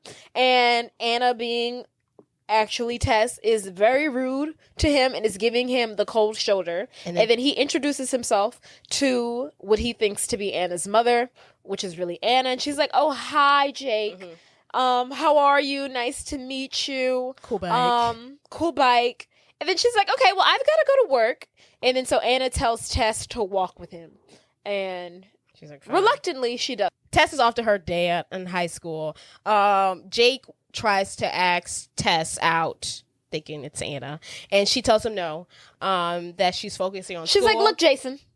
You seem like a really nice boy, but frankly, I'm really focusing on my schoolwork. And frankly, you're just a little bit too old for me. How old is he? This is what I was trying to figure out. Because at one point in the movie, he says that he works there at the school. Yeah. So I'm like, is he not a student? No. Is this like work study? Yeah, I think it's like work study. But I don't know. It was giving. But then after a while, like they kept on harping how old he was. Yeah. And I was like, she's got to be 16. I was like, okay, so she's like a sophomore. What is he, a senior? I was like, it's not that. The most I could do is like maybe he got kept back. I just thought it was really weird how they kept on saying emphasizing how old he was, and then he's like, "Oh, I work here," and I was like, "So do you not go here as a student?" And he's very mature, and he drives a motorcycle. And then he even says that he's like, "Yeah, you are too young for me." I'm like, "How old are you?" He's got to be at least 18. He's got me thinking he's 21. I'm really confused. I'm confused. Is this a I was community getting college? concerned. I was getting concerned. I was like, "Wait, how old are you now? Right. You're 25?" Exactly. Are you 25? What the fuck? He's got to have. And then he's like, "I gotta go to my second job." Why do you have 2 jobs? He doesn't have parents. You're in high school. One job is fine. He's in Work City. He needs to work. That's why I don't think he's in high school. He definitely goes to high school. Jay. I don't know. They need to make that more clear. Jay, he's definitely in high school. It's For not, sure he's It's in high not school. definitely. It's not definitely apparent. Yes. He's definitely in high school. It was not certain for But me. I think he had to have been kept back and repeated a grade because he's got to be 19. I would like to know. I know. I would like them to verify that. And then after this interaction with Jake, Tess goes to talk to Stacy because we know we're best friends. Hey, Stacy girl. Stacy, how are you? It's so good to see you. And then Stacy's like, "Hi." And she embraces her and gives her a hug. But as soon as she gives her a hug, she takes the top of her shirt and freaking pulls it over her head and pushes her. She's doing bullying big, honey. Like, that's not even mean girl. You're a bully. Like, who does that? Like, there's a difference from being like mean girl catty, Yeah. but now you're physically like being a bully. You're the muscle. You're the muscle bully. You're the You're muscle. not the catty bully. Ooh, right. You're the I'm gonna put you in the dumpster. What did Anna do to you like that? Nothing. That's the Nothing. crazy part. And then So she pushes her, and not only does she fall, but she like falls into like this rack of bikes. and she like flips. It like forward. flips over. And then Stacy's like, "Let's go." Let's go. We gotta go. Keep and then moving. her friends roll up and they're like, "Oh my god, what are you doing talking to Stacy? Are you okay?" She's like, "Yeah, it's just I feel like she played it off as She's like, "I can't believe her." yeah." And then, so meanwhile, Nat and Peg, they come up to her and they're like, "Okay, anywho, back to the situation at hand. Did you talk to your mom?" And then she's like, "Okay, yeah, I did." And they're like, "Okay, what did she say?" "Oh, she told me no." And they're like, "What?" And they're like, "What do you mean? Did you even try?" And she was like, "Girls, this is my mom's rehearsal dinner, okay? Mm-hmm. You should really understand." And then Nat is like, "But you say all the time how your mom is ruining your life and how this is so important to us, and you're like really like not even trying." And then Anna, as Tess, is like, "You're the culprits." And then they're like, "What?" And they're like, "Girls, frankly, you should understand that this night is not only important to me, but also important to my mother. And I would never do anything to jeopardize her engagement or rehearsal dinner, okay? Some things just take priority. And you girls should really care about what my mother has to say because she's done a lot for us. She let us rehearse in the garage, this and that and this, and we should be appreciative. Toodles." You have to mention the fact that they're like, "Well, you said your mom never listens to you and she doesn't care about anything that you do, and that she has been acting different ever since she's dated Ryan." That's what I was trying to go for. Yeah, that's what I was trying to do. Yeah. So after dropping off Tess at school, Ryan goes to drop off Anna at work, as Tess, of course, and he tries to kiss her, and Anna's like, "Closer, I have a closer." He's like, "I don't see anything," and he's like, "Right there, right there." And he's like, "I don't care," and she's like, "No. Look, I'm thinking of you, thinking of you." And he's Yes. like, "Okay, fine." And before Anna goes off to work, she makes a couple stops, and she stops at a couple of clothing stores, and she stops at a hair salon, and she stops at a tattoo parlor, and she gets a whole new look, a whole new haircut, and the cartilage earring that she wanted as her Anna body. That's so funny. And she is like All on her mom's American Express. Yes, I must say though, first of all, that dress, love it. She looks great. she looks good. This she did her mom a favor. Yeah, she did. She did her mom a huge favor. She gave her a great makeover. Yes, she really did. That haircut was not doing anything for her. It wasn't. She really like a revenge body, honey. She Yeah. really worked it. So Anna, as her mother, is strutting down the streets in her stuff, her bags, her fashion, her dress. She looks amazing. And now she makes her way to her mom's office. And in the office, she's like, the phone's off the hook. The phones are ringing Before off she the even gets hook. there. People keep coming in to deliver packages. Fun fact, the guy who comes in, and she's like, "Evan," and he's like, "No, Boris," and he's delivering a package. Apparently, he was the love interest of Jodie Foster's character in the original Freaky Friday 1976 film version. Oh, I love that. Yes. Okay. Cameo moment. I was wondering why they focused on him so much. Okay. Yeah, so she's got a lot going on. The phones are ringing off the hook. They calling about the halibut again for the rehearsal dinner. She's like, gross. Halibut? No. Cancel it. So then, of She's course, canceling the food for the wedding. Was it for the what? wedding or the rest of dinner? So what are we gonna eat? The rehearsal dinner, I think. So maybe the wedding. Fuck, who knows? So she cancels the halibut. The phone's ringing off the hook. In walks Evan, though, later. And she's like, Ethan.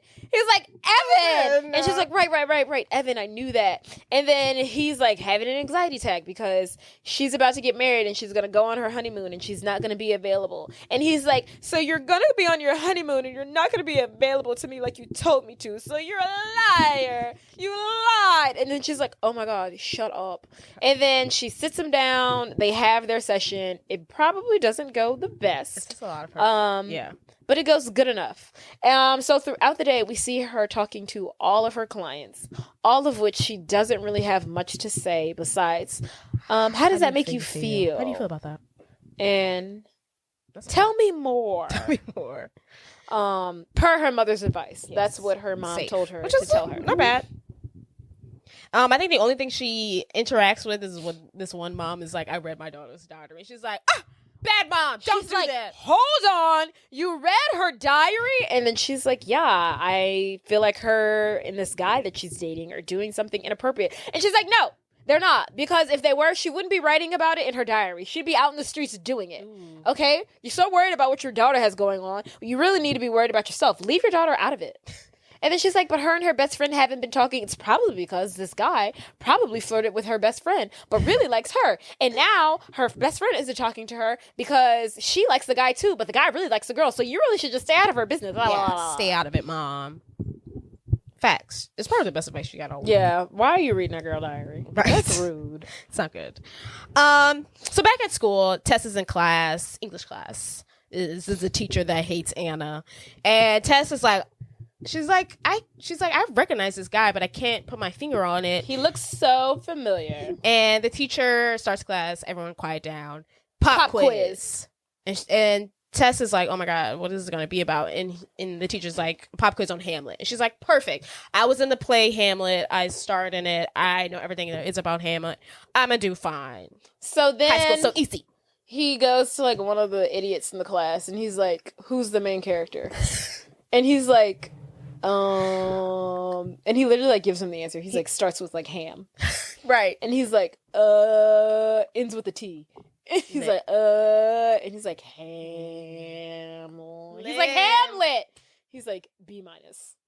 So then he makes his way over to Tess and he's like, Anna, tell me about the character development throughout the film and the symbolism that goes on after Hamlet's father dies in Act 1, Verse 3, Scene 11. And then she gives, like, a college grade level answer. Yes, perfect. And he's like, ha! You completely missed the mark. Absolutely not. F. And she's like, what? F. He's like, you heard me. F.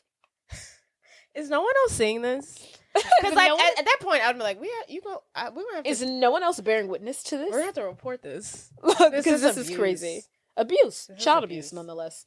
So once the class is over, yes, Tess goes up to the teacher and she's like, whatever your name is, can you please explain to me how I got an F? That was a college level analysis. Yes. And he goes on and on about how it wasn't and yada, yada, yada, yada. And then she repeats his name. I think it's Norman Bates. No, that's Norman Bates is, I think, it's a serial killer. Yeah. Literally. That's literally from whatever that movie. Yeah, I was wrong. Not Norman Bates. What's his name? His name is Mr. Bates. I knew it was Bates. Okay, Mr. Bates. And then she's like, Bates. Elton Bates. And then the wheels start turning for Tess. You mother lover. She's like, I know you. You went to high school with me. I mean, my mom.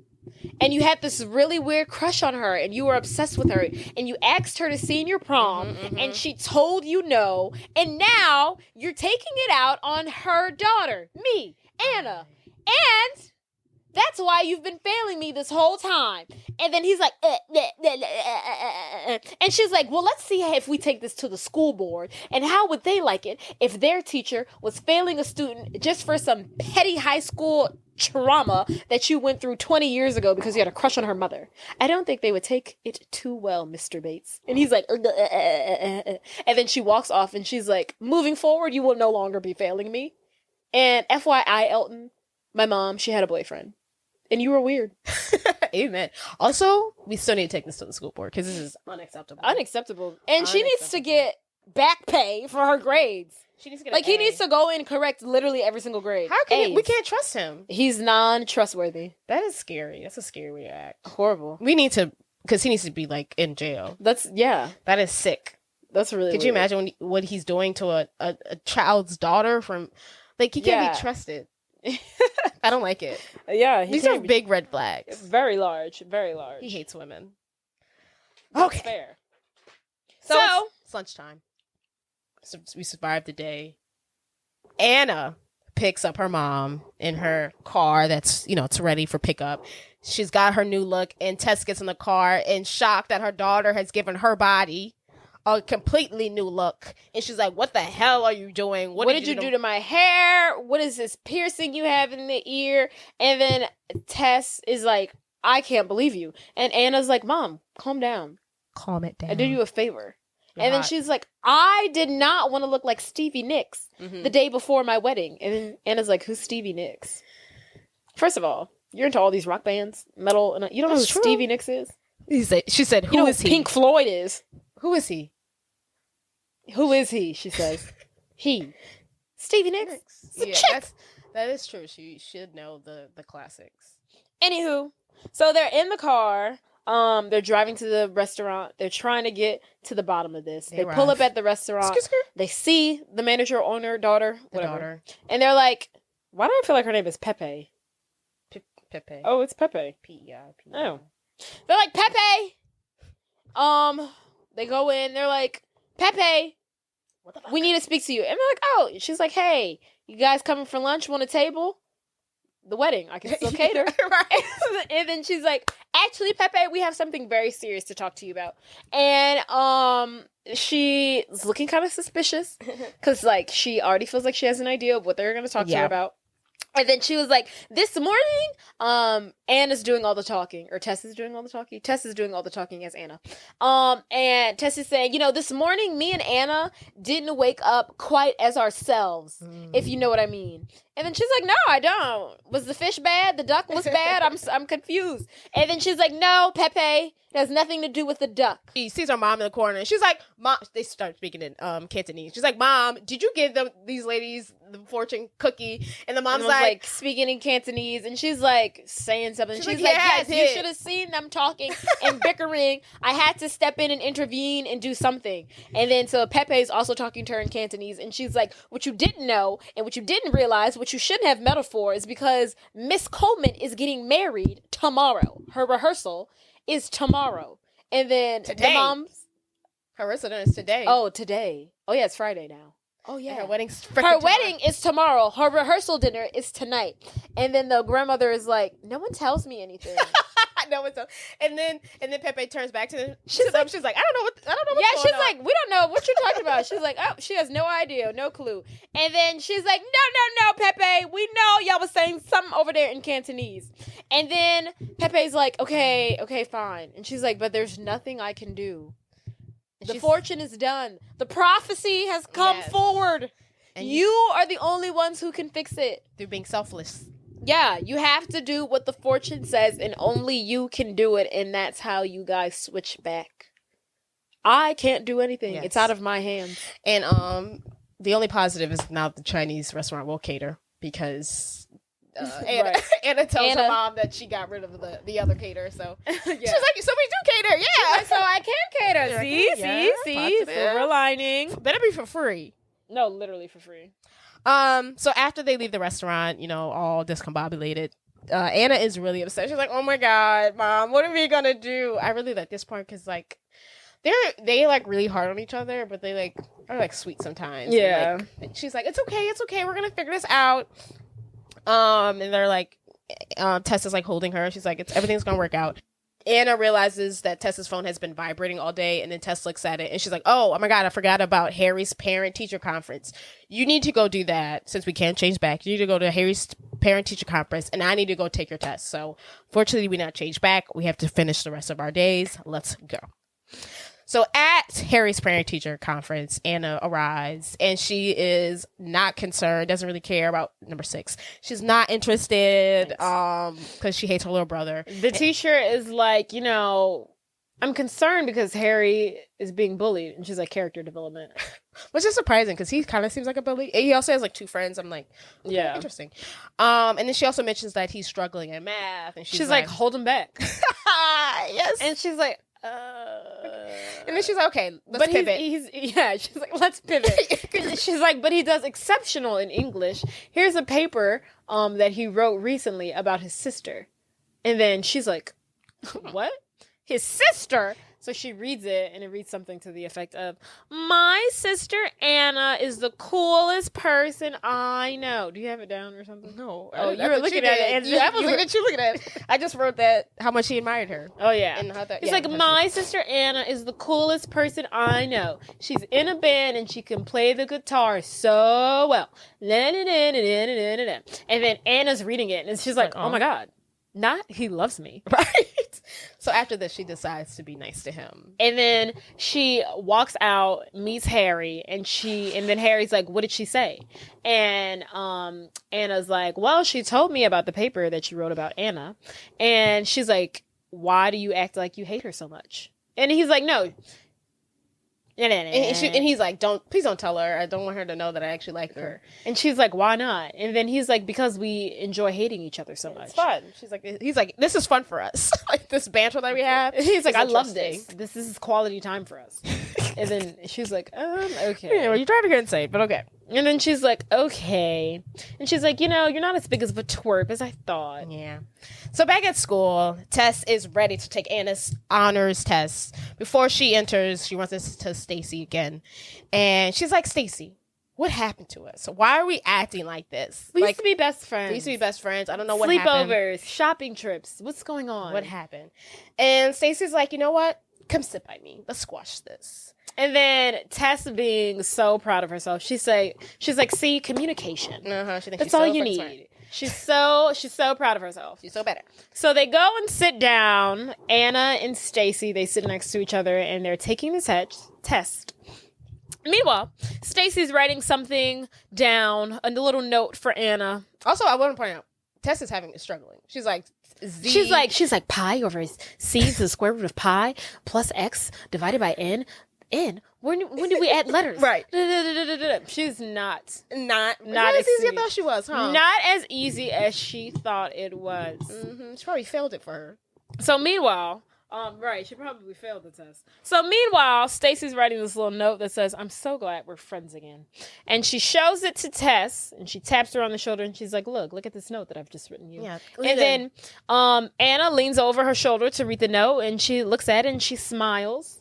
And then while she's reading the notes, Stacy raises her hand. Mrs. Bukowski! Anna's cheating on my test. She's like, what? She's like, what? Working scratch. What a bitch. So, of course, detention. She's in detention. I love how she sees like everything. This is how I get tense into detention so easily. Right. Because see how easy it is? Yeah. See how easy it is. Yeah. So while she's in detention, she's even worse than Anna. She's worse. Tess realized the teacher has fallen asleep, and she's like, and time to go. Yeah. I'm not cut out. I'm not cut out for this. So she sneaks out, and she leaves, and she runs into Hottie Man Hot Jake. And Jake, and she learns that Jake is not there attending detention. Jake actually works there. And he doesn't just hang around detention because he wants to. This is his job. This is his job. And then she's like, that's pretty cool. Oh. And then so he's like, yeah. And he basically tells her that he has like the key to the teacher's lounge where all the scantrons are. If you want to finish your test, I can help you do that. And then she's like, sure, Bet. take me there. So he takes her there. They set up. She's in there. She finishes the test. She's all done, and she puts her Scantron back. But when she puts back her Scantron, she notices Stacy's Scantron in the pile. Of course, this is a great opportunity for Tess to take revenge, not only for herself, but for her daughter. She cares for her daughter. So she takes a pen and pencil. She erases the answers that Stacy has on her test and instead writes, I am stupid on the Scantron. She's funny for that. She's hilarious. Like, you too big to be being Yeah, you too big to be doing that behind a little 16-year-old girl now. Like, I get it. Damn, bitch. You wrong for that. I'm stupid. I'm stupid. They're let her take it again. And then so while this is all happening, Jake is watching in like confusion. He's disgust. like, this isn't nice. Not nice. So back at home, Anna has arrived after a long day, and she's greeted by Ryan. And Ryan there is like, oh my God, I have a surprise for you. And she's like, no, I want to go. I think she wanted to go grab the fortune so they can read exactly what it said, so they start this whole admin process. But she didn't have a chance to do it because she's pulled away by Ryan and her grandpa. They're like, come on, a surprise. So I think she's blindfolded, and she arrives somewhere, and her blindfold is removed, and she realizes she's in like a audience. What do you call it? She's at a studio. A studio. And Ryan tells her he got her an interview to discuss her latest book. That is not a good surprise. Can I say that? Right. Don't surprise me with, hey, you're about to go on TV in 5 minutes. I hope you're mentally prepared. I guess the real test could handle something like that. I would punch you in the face. But the day of the rehearsal, that's just too much too going much on. to do. Right. Like, why are we doing this the day of the rehearsal dinner? Why are we doing this? Men don't think. I really don't think they think. He didn't think. He didn't think. So yeah. So they're there. We're here. We're here at the rehearsal dinner. And Tess, not Anna, the rehearsal dinner. We're here at the studio. Yeah, and Anna has never read this book. She probably didn't even know her mom was writing. She doesn't even know the title, I'm sure. She doesn't even know what She half the doesn't know title means. what's it about, what's the concept. She might not even know who the author is. Good one. That's how oblivious she is to this book. And she's freaking out. She's like, whoa, I can't. This is really sweet. But he's like, no, you've got it. So then she goes up there, she sits on stage, she's like freaking out, she's asking people questions, she's asking like the makeup artist, like, hey, have you read this book? And then the makeup artist is like, no, stop moving. And then she's like asking anybody, she's like, the camera crew, the production guys, they're like, have y'all read this book? And they're like, no. No. But it's yours, so you should know what's going on. And so she's freaking out. Yes. So then she's greeted by the host. She's greeted by the host, whose name we don't need to know. But this is her show, and she's like, hey, thanks for coming on. We're just going to do this real quick, 20 minutes, 20 minutes, a long bing, time. bang, shebang, and then, you're out of here. Thanks. And it's actually funny because the host, she was like, this is one of the few books that I actually read, so that doesn't help. Oh, right. She actually read the book. Right. Which I don't even know when she had time to read it because I think it just came out, but whatever. So, as Annie is sitting up there, the interviewer starts to ask those probing questions. So, Tell me about the book. Tell me about the book. Number one. And Anna's like,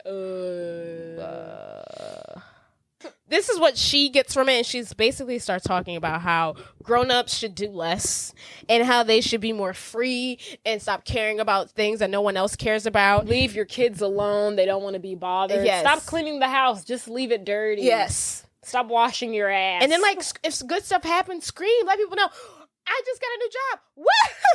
This guy who I like just asked me out. Scream until the top of your lungs. And then she asks, the audience to scream with her. She's like, that was a weak scream. Let's get louder. And then they start screaming. And then, so back at school, Tess, after doing the whole I'm stupid thing. Tess and Jake, after doing the whole stupid thing, they're walking out of the teacher's lounge. And then they see on television her body, her daughter, on national television doing this whole screaming thing. And she's like, what the fuck? She's grounded. And Jake is like, oh my God, your mom is so cool. I love and this. She's like, cool, she's dead. And he's like, what the fuck is wrong with you? And literally she's being she's crowd surfing. Like the crowd loves her. The crowd is going wild for Annie as Tess. So Tess is freaking out at this point, and she's like, Jake, I need a ride home. Please take me home. And Jake is like, nah. He's like, I thought your mom didn't want you on motorbikes. She's like, and then she's like, they'll be all right. She'll make an exception for this. This is an emergency. It's fine. And then he's like, you know what? you're not the girl who I used to think He's like, you were. well, this is when we learn. He's like, I gotta go to my second job. And then he's like, you know what? I can't bring you home. I'm late for my second job. And she's like, please. And then he's like, and you know what? I saw what you did to Stacy's test. That wasn't cool. And then she's like, whoa, are you gonna give me a ride or not? Sir? Okay, if you thought it was so uncool, why didn't you stop me? Right. You cared so much. You were such a superhero, and you're so if you were so moral. Yeah, why didn't you freaking stop me, you douchebag? And he's like, you know what? I saw what you did to Annie's test, and I'm gonna be late for my second job. And you know what? I think you're right. Do you think? Maybe you are too young. Do you think Anna would have done that? I'm stupid. Maybe. I don't see why not. Think she's vengeful? Shit, I would have done it. She needs to be. I don't know if she is. Rip that shit up so fucking quick. We can't find the test. How about that? How about that? She didn't show up. She didn't take it. Tardy. Yeah. Absentee. Okay. So he drives off, and then she's like, come on. I need to drive. It was just a joke. Don't let her retake the test. Yeah, some of it part. They're literally take the test. So back at the studio where Anna was getting interviewed, Ryan and the family's waiting for Tess. I think it's Tess. He asked one of like the TV crew, like, "Hey, is Tess Coleman coming out anytime soon?" And he's like, she gone. The TV crew is like, "No." The host, whatever her name is, escorted her out of the building. But look, she signed my butt before she left. And he's like confused. And he shows him his right. ass cheek. And Ryan's like, "Oh, he's like, this? what the fuck? Who's this person?" He's like, who is this woman that I've been dealing with all day? Yes. So I guess after Anna left and ditched her family, she went to the coffee shop. And guess who's there? Jake. Hottie coffee shop. And she's like, hey, can I get a mocha latte? And he's like, Mrs. Coleman? She's like, Jake! Oh my God. What are you doing here? And he's like, I work here. And she's like, yeah, duh, of course. You do. And he's like, look, I caught the show. It looked really cool. You looked great up there. And she's like, oh my God. Thank you. And he's like, hey, my break is in like the next 10 minutes. Do you mind like sitting down? And she was like, oh no, of course. Sure. Yes. So they sit down and they're chatting over coffee and music. They're talking about music, all their interests. They're vibing. Can I point out? They're talking about all the, I don't know, Sid Vicious, Pink Nails, 9 Inch Nails, whatever, Aerosmith, whoever. They're talking about all these bands. And then the song Hit Me Baby One More Time when comes on. I'm not with you, I lose. But it's not Britney Spears. It's not Britney Spears' version. They couldn't clear it. They couldn't clear it. I know. I feel like they were saying, is Hit Me Baby One More Time not originally written by Britney Spears? Impossible. I feel like that's what we learned in that film. I feel like people, redo songs all the time. I was like, is this not a Britney Spears original? That was very confused. They confused me. They confused her. How dare you, TV? Well, I don't understand why they were acting like it was a rock song. That's very confusing. It's just like a cover. But yes, they love that song. They sing it together. They're vibing. And then at this point, they have like this longing look into each other's eyes. Anna's like, I'm taking it too far. And then she, after like staring at each other's souls for like 20 minutes, like, oh, no. she's like, oh no. Oh. She's like, what have She's I done? like, what time is it? I've gotta go. She's like, what have I done? And then he's like, wait, where are you going? And then she was like, I'm late for a rehearsal dinner, a wedding rehearsal. And he's like, oh, who's getting married? And she's like, me. He goes, you can't really be getting married. His heart sank. He asks us, you can't really be going through with the marriage, can you? Like they've been dating for like 6 months. We had a 10-minute. We had a 10-minute coffee. We flirted for 10 minutes. You think I'm gonna call off my marriage for you? Right. And then he's like, no, you can't be serious. And then she's like, I wish I wasn't. And then he's like, are you really gonna go through with it? Yes, dude. Yes. Yeah. We've been talking for 10 minutes. I've been dating this guy for 2 years. Can you drink liquor? How old are you? Right. He was like, no, you can't be getting married. Like, in what world do you think this is an option for us? Yes. Is this a reality? Because it's not. He's ready to risk it all. Like, he was literally like, wait, what are you talking about? Love. I'm in love with you. You can't be getting married. Yes. So, at this point, he's like, at least let me drive you home. And she's like, oh, okay, which is the worst answer? Like, what are you doing with your car? 2, what? Why? What? Right. Why is that the solution? She was just about to run off. She's like, and then he's like, yeah, at least let me give you a ride. And she's like, okay. So she gets on the back of his motorcycle. He's driving her home, and fate be fating. As fate so has it. Guess who sees her on the back of that motorcycle, hugged up next to Jake? her fiance, The one, the only Ryan. and he looks, he does a double take, and he's like, Tess, is that you? Tess can't hear him. I don't know. She's in La La Land, and he literally screams out, Tess, Tess, as she drives off with her new lover. And he's like, what the fuck is going on? So Crazy. at home, Tess, as Anna, is getting ready for the rehearsal dinner. She's got her black dress on. And then when Anna walks through the door, and she finds a fortune, she's like, okay, great. This is a start to, help the switch. And when Anna arrives home, all happy and love, she's like, where have you been? You're late. We have to get dressed for the wedding rehearsal. Let's go. And then Tess just like yelling at Anna for everything. And then Anna is like in La La Land. All she thinks about is Jake. And Tess tells her that, you realize you can't date Jake. And then they get on the topic, well, I can't marry Ryan. Like, what? I know I can't date Jake, but, I can't marry Ryan. So I know what you want to do. I know you're getting ready for this rehearsal dinner and your wedding's tomorrow. But I also need you to realize that this ain't gonna work. This ain't gonna work, because please don't make me do this. What number are we on? 8. Okay.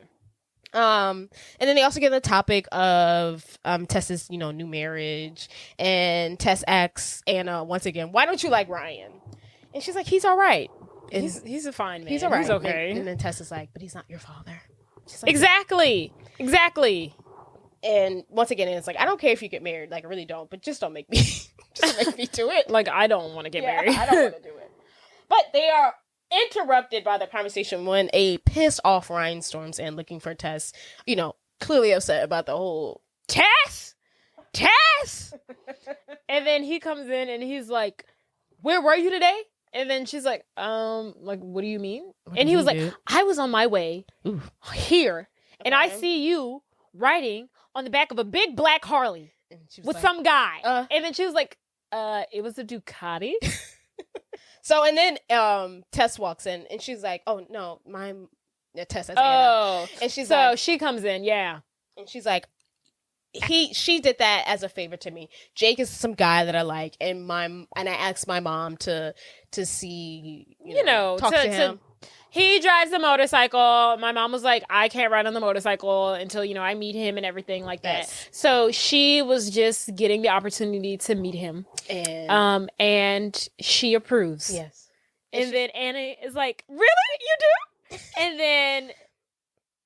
then she's like, Tess is like, "Yes, Yeah. yes, I do." I was like, yes. My brain is starting to get jumbled. Right. And then Ryan's like, okay, whatever. And then Anna and Ryan, they walk downstairs because it's time to go to the rehearsal dinner. And then this is when Tess hears Jake outside singing. My loneliness is killing me, and I'm a confess. I still believe when I'm not. He's doing the whole song. Yes. And then Tess is like, oh my God, I have to go stop him.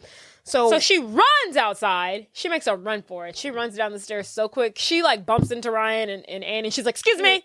She makes it for the door and she is running. She is bolting for him. And she tackles him to the ground. just as he's saying, Hit me, baby, one more time. And she hits him. And then so she pulls him by the tree and she's like, "What the hell are you doing?" And then he's like, "Look, man, your mom, she's so amazing. I just want to talk to her." And then she's like, "Stop it. She is getting married tomorrow. What are you doing here? She's old and you cannot date her." And he's like, "Yeah, obviously I don't think we could actually have a relationship, but she's just, she's so amazing. I just want to talk to her."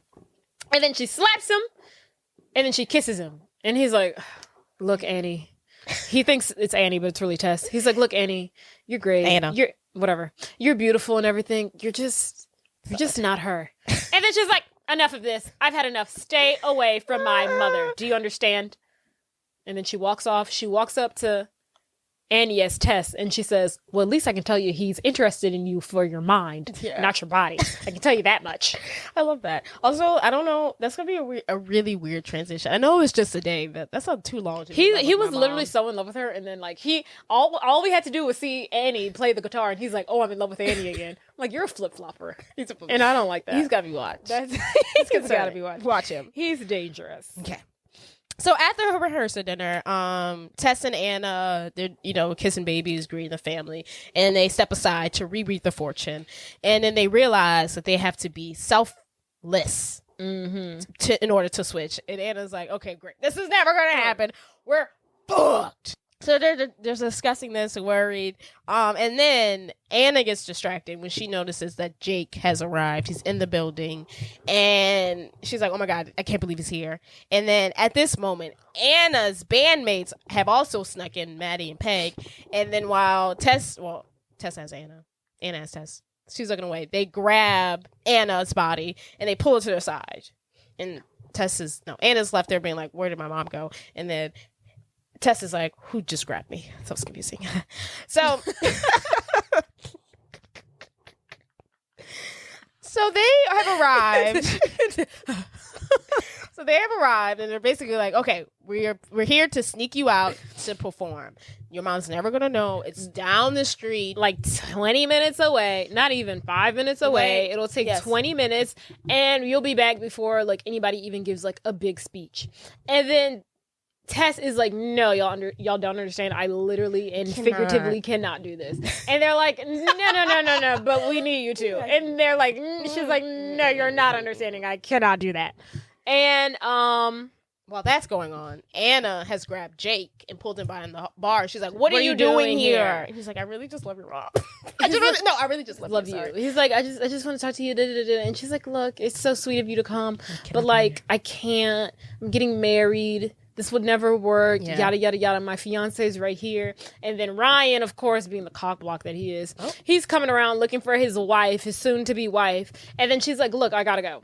And then at that moment, security comes. They have found Maddie and Peg trying to duct tape and kidnap Anna. And they're like, listen, dude, I know that you don't... So they now come up to... Oh, yes. So the security presents Maddie and Peg and the almost kidnapped Tess to Annie as Tess and Ryan. Yes. And they're like, we see these people trying to sneak into the party, sir. And then Annie as Tess is like, I know you don't care about her band, but they're here to like sneak her because they have this big concert down the street. And then the bandmates are like, come on, dude. Like, come on, Mr. Dude. Yes, come on, Mr. Dude. We really need this. We'll never ask anybody for like anything ever again. And he says yes. He's like, go. And they're like, what? And they're like, what? And then everyone's like, what? Tess as Annie is like, wait, what? You're gonna let him go? And he's like, go. I don't like how aggressive he is with it though. He's like, go now. I was like, okay. I don't think he was that aggressive. He was a bit. He was I know he was upset because one, he's upset he didn't even know about it. Like, why didn't you mention this to me? Well, and two, Annie doesn't like him, so that's why. No, I mean, why didn't Tess mention it to him? Because she's been Annie for the past day. Yeah, that's true. But I don't think she would have anyways. So lo and behold, the reason why he told him to go, he was offended. Yes, upset. When Annie, as Tess said, I'm sure you don't care about her little stupid little band. Can we insert this? I'm sure you don't care about her little stupid little band, but that's why they're here. And he was like, stupid little band? Tess, when I proposed to you and I started dating you, I knew you came with baggage. I knew you came with 2 kids and they come first. And I respected that. And I appreciate that. That's how it should be. Yeah. But this marriage is never going to work if you pin me as some guy who doesn't care about what's going on in these kids' lives. Right. You pin me as the bad guy. Pinning me as a bad guy. You're using me as a scapegoat. And I didn't even know there was a goat to escape, bitch. Yeah. And so he's going on a rampage and he's like, I care about these kids just as much as you do. And for you to sit there and think I would never care about any show, I'm offended. And she's like, whoa. And then Annie, sorry. This is Annie hearing all of this. And she's like, whoa, I didn't really know you cared that much. And he's like, of course I do. Care. And then she's like, okay, well. And then he also tells her, like, you should go, see your daughter. I'll hold down the fort. Go. Oh, right. And then she's like, really? And he's like, yeah, I'll hold down the fort. She kisses him on the cheek. And she makes a run for it to the House of Blues. Yes. So, we're at 9. So at the House of Blues, Tess is very nervous to go on, since she doesn't know how to play any instruments, especially a guitar. And Annie has a big guitar solo because she's the lead freaking band. So Annie, as Tess, arrives at the House of Blues, just before the band goes on. And before she can find the band, she once again runs into Jake, the biggest stalker of this movie. Like, dude, calm down. And he once again tries to profess his love to her. And she's like, if you like me whatsoever, leave me alone. Like, leave me alone. I don't have time for this. And she's like, I gotta go. So Tess, as Annie, gets on stage in the beginning. But Tess is doing very bad in the beginning. She's every second she plays a little key or so, it's like, it's not really good. Her band's looking at her like, what the fuck is going on? please get it together. This is our one big shot. And, they try to give her a pep talk before they go on the stage. And she's like, y'all, I really can't do this. Like, you're not understanding. She's like, look, it's okay. Give it your best shot. We're all a little nervous. At the end of the day, if it goes wrong, we'll look back on it and laugh. We'll love you and each other forever. Right. They don't have that reaction when she on the stage, though. I'm like, we're not giving this we was being nice, but like, what you really got going on here? What are you doing? Why are you acting like Why are you acting like this? And she's like freaking out. And she's like, she turns to Peg and Maddie, and she's like, I can't do this. And she runs off stage. And they're like, what the fuck? And then, luckily on the side of the stage is Anna. And Anna's like, Mom, okay, like, you need to go back out there. She's like, I can't. I don't know what I'm doing. She's like, no, it's fine. She's like, I unplugged you and I hooked myself up to your guitar, so you really just have to go out there and just pretend to play the guitar. She's like, I don't even know if I can do that. And she's like, come on, Mom. Haven't you ever been to a rock concert? And she was like, I think I went to, like, the Rolling Stones or something once. And she was like, cool, go out there and be Keith. She was like, the behavior? And she's like, no, the drumming. Not the behavior. She's like, no, the drumming, Mom, please. And then so she goes back out there and she kills it. She kills it because her daughter is doing all of. I hate the way she dances. I hate the way. Why? It's awful. I was like, what is that? And that's what Jake fell in love with. That's all up and down bullshit. Right. That. And then the part where she goes like this. She like starts swaying her arms. Did you see that part?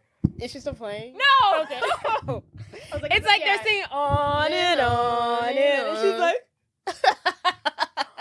I'm like, what the fuck? But anywho, so she goes out there, she's fake playing the guitar, it's time for the solo, and then she's like, oh my god, I'm really nervous, I'm really scared. And then just as the solo begins, here comes Annie to save the day, and she kills it on the solo. Jake is in the audience seeing all of this, and he's like, oh my god, she plays the guitar so He's like, amazing. I'm in love with her again. Forget her mom, I'm in love with her now. Yeah. Perfect. So weird. Gross. So, they did it. They did it. They did amazing. They get off stage. The guy who's over, I don't know, the House of Blues, the Funky Funk, what is it called? The Metal Jam? Damn. Well, where's Walter? Wango Tango. They get off the stage, a guy who's, I don't know, in charge of the House of Blues Wango Tango thing. Yes. He's like, I don't want to, make any promises, but you guys seem to be pretty in. Yeah. And they're like, oh my God, yay! I'm right. They had to be. That original song was, they had to win. On and on and on and on. Don't want to go out, just want to get out. Hey, take me away. I want to get away, away, away, away, away. Round and round, here we go again. Same old story, same old and turn my head, turn back again. Same old stuff, never ends. Okay. So after the concert, Tess has a newfound respect and love for Anna's music. She's like, wow, I never realized how great this was and how talented you were, which is really terrible. But she's like, not good. Yeah, she like really understands Anna's, her passion behind the music. Yes. So at this point, they're like, okay, now we have to go back to rehearsal dinner, and they run off. And just before they got out, Jake came. Well, he just missed them. Jake came, and he's gonna confess his love, but just missed them. Darn. Just in the nick of time. So they make it back to the venue at the rehearsal dinner. As they walk in, Annie asks Tess. Tess asks Annie. Tess asks Annie.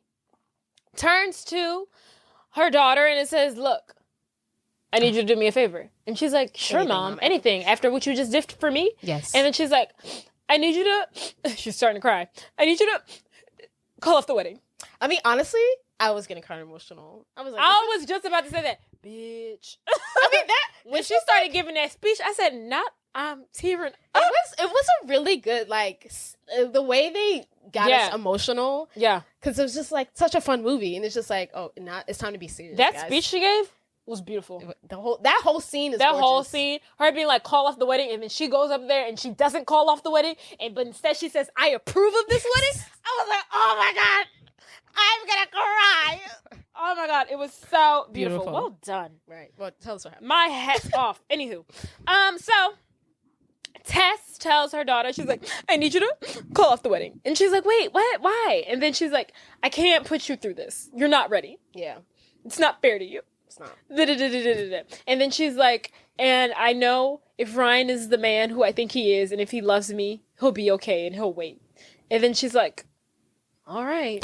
You say so. So she goes up to Ryan. Tess as Annie as Tess goes up to Ryan.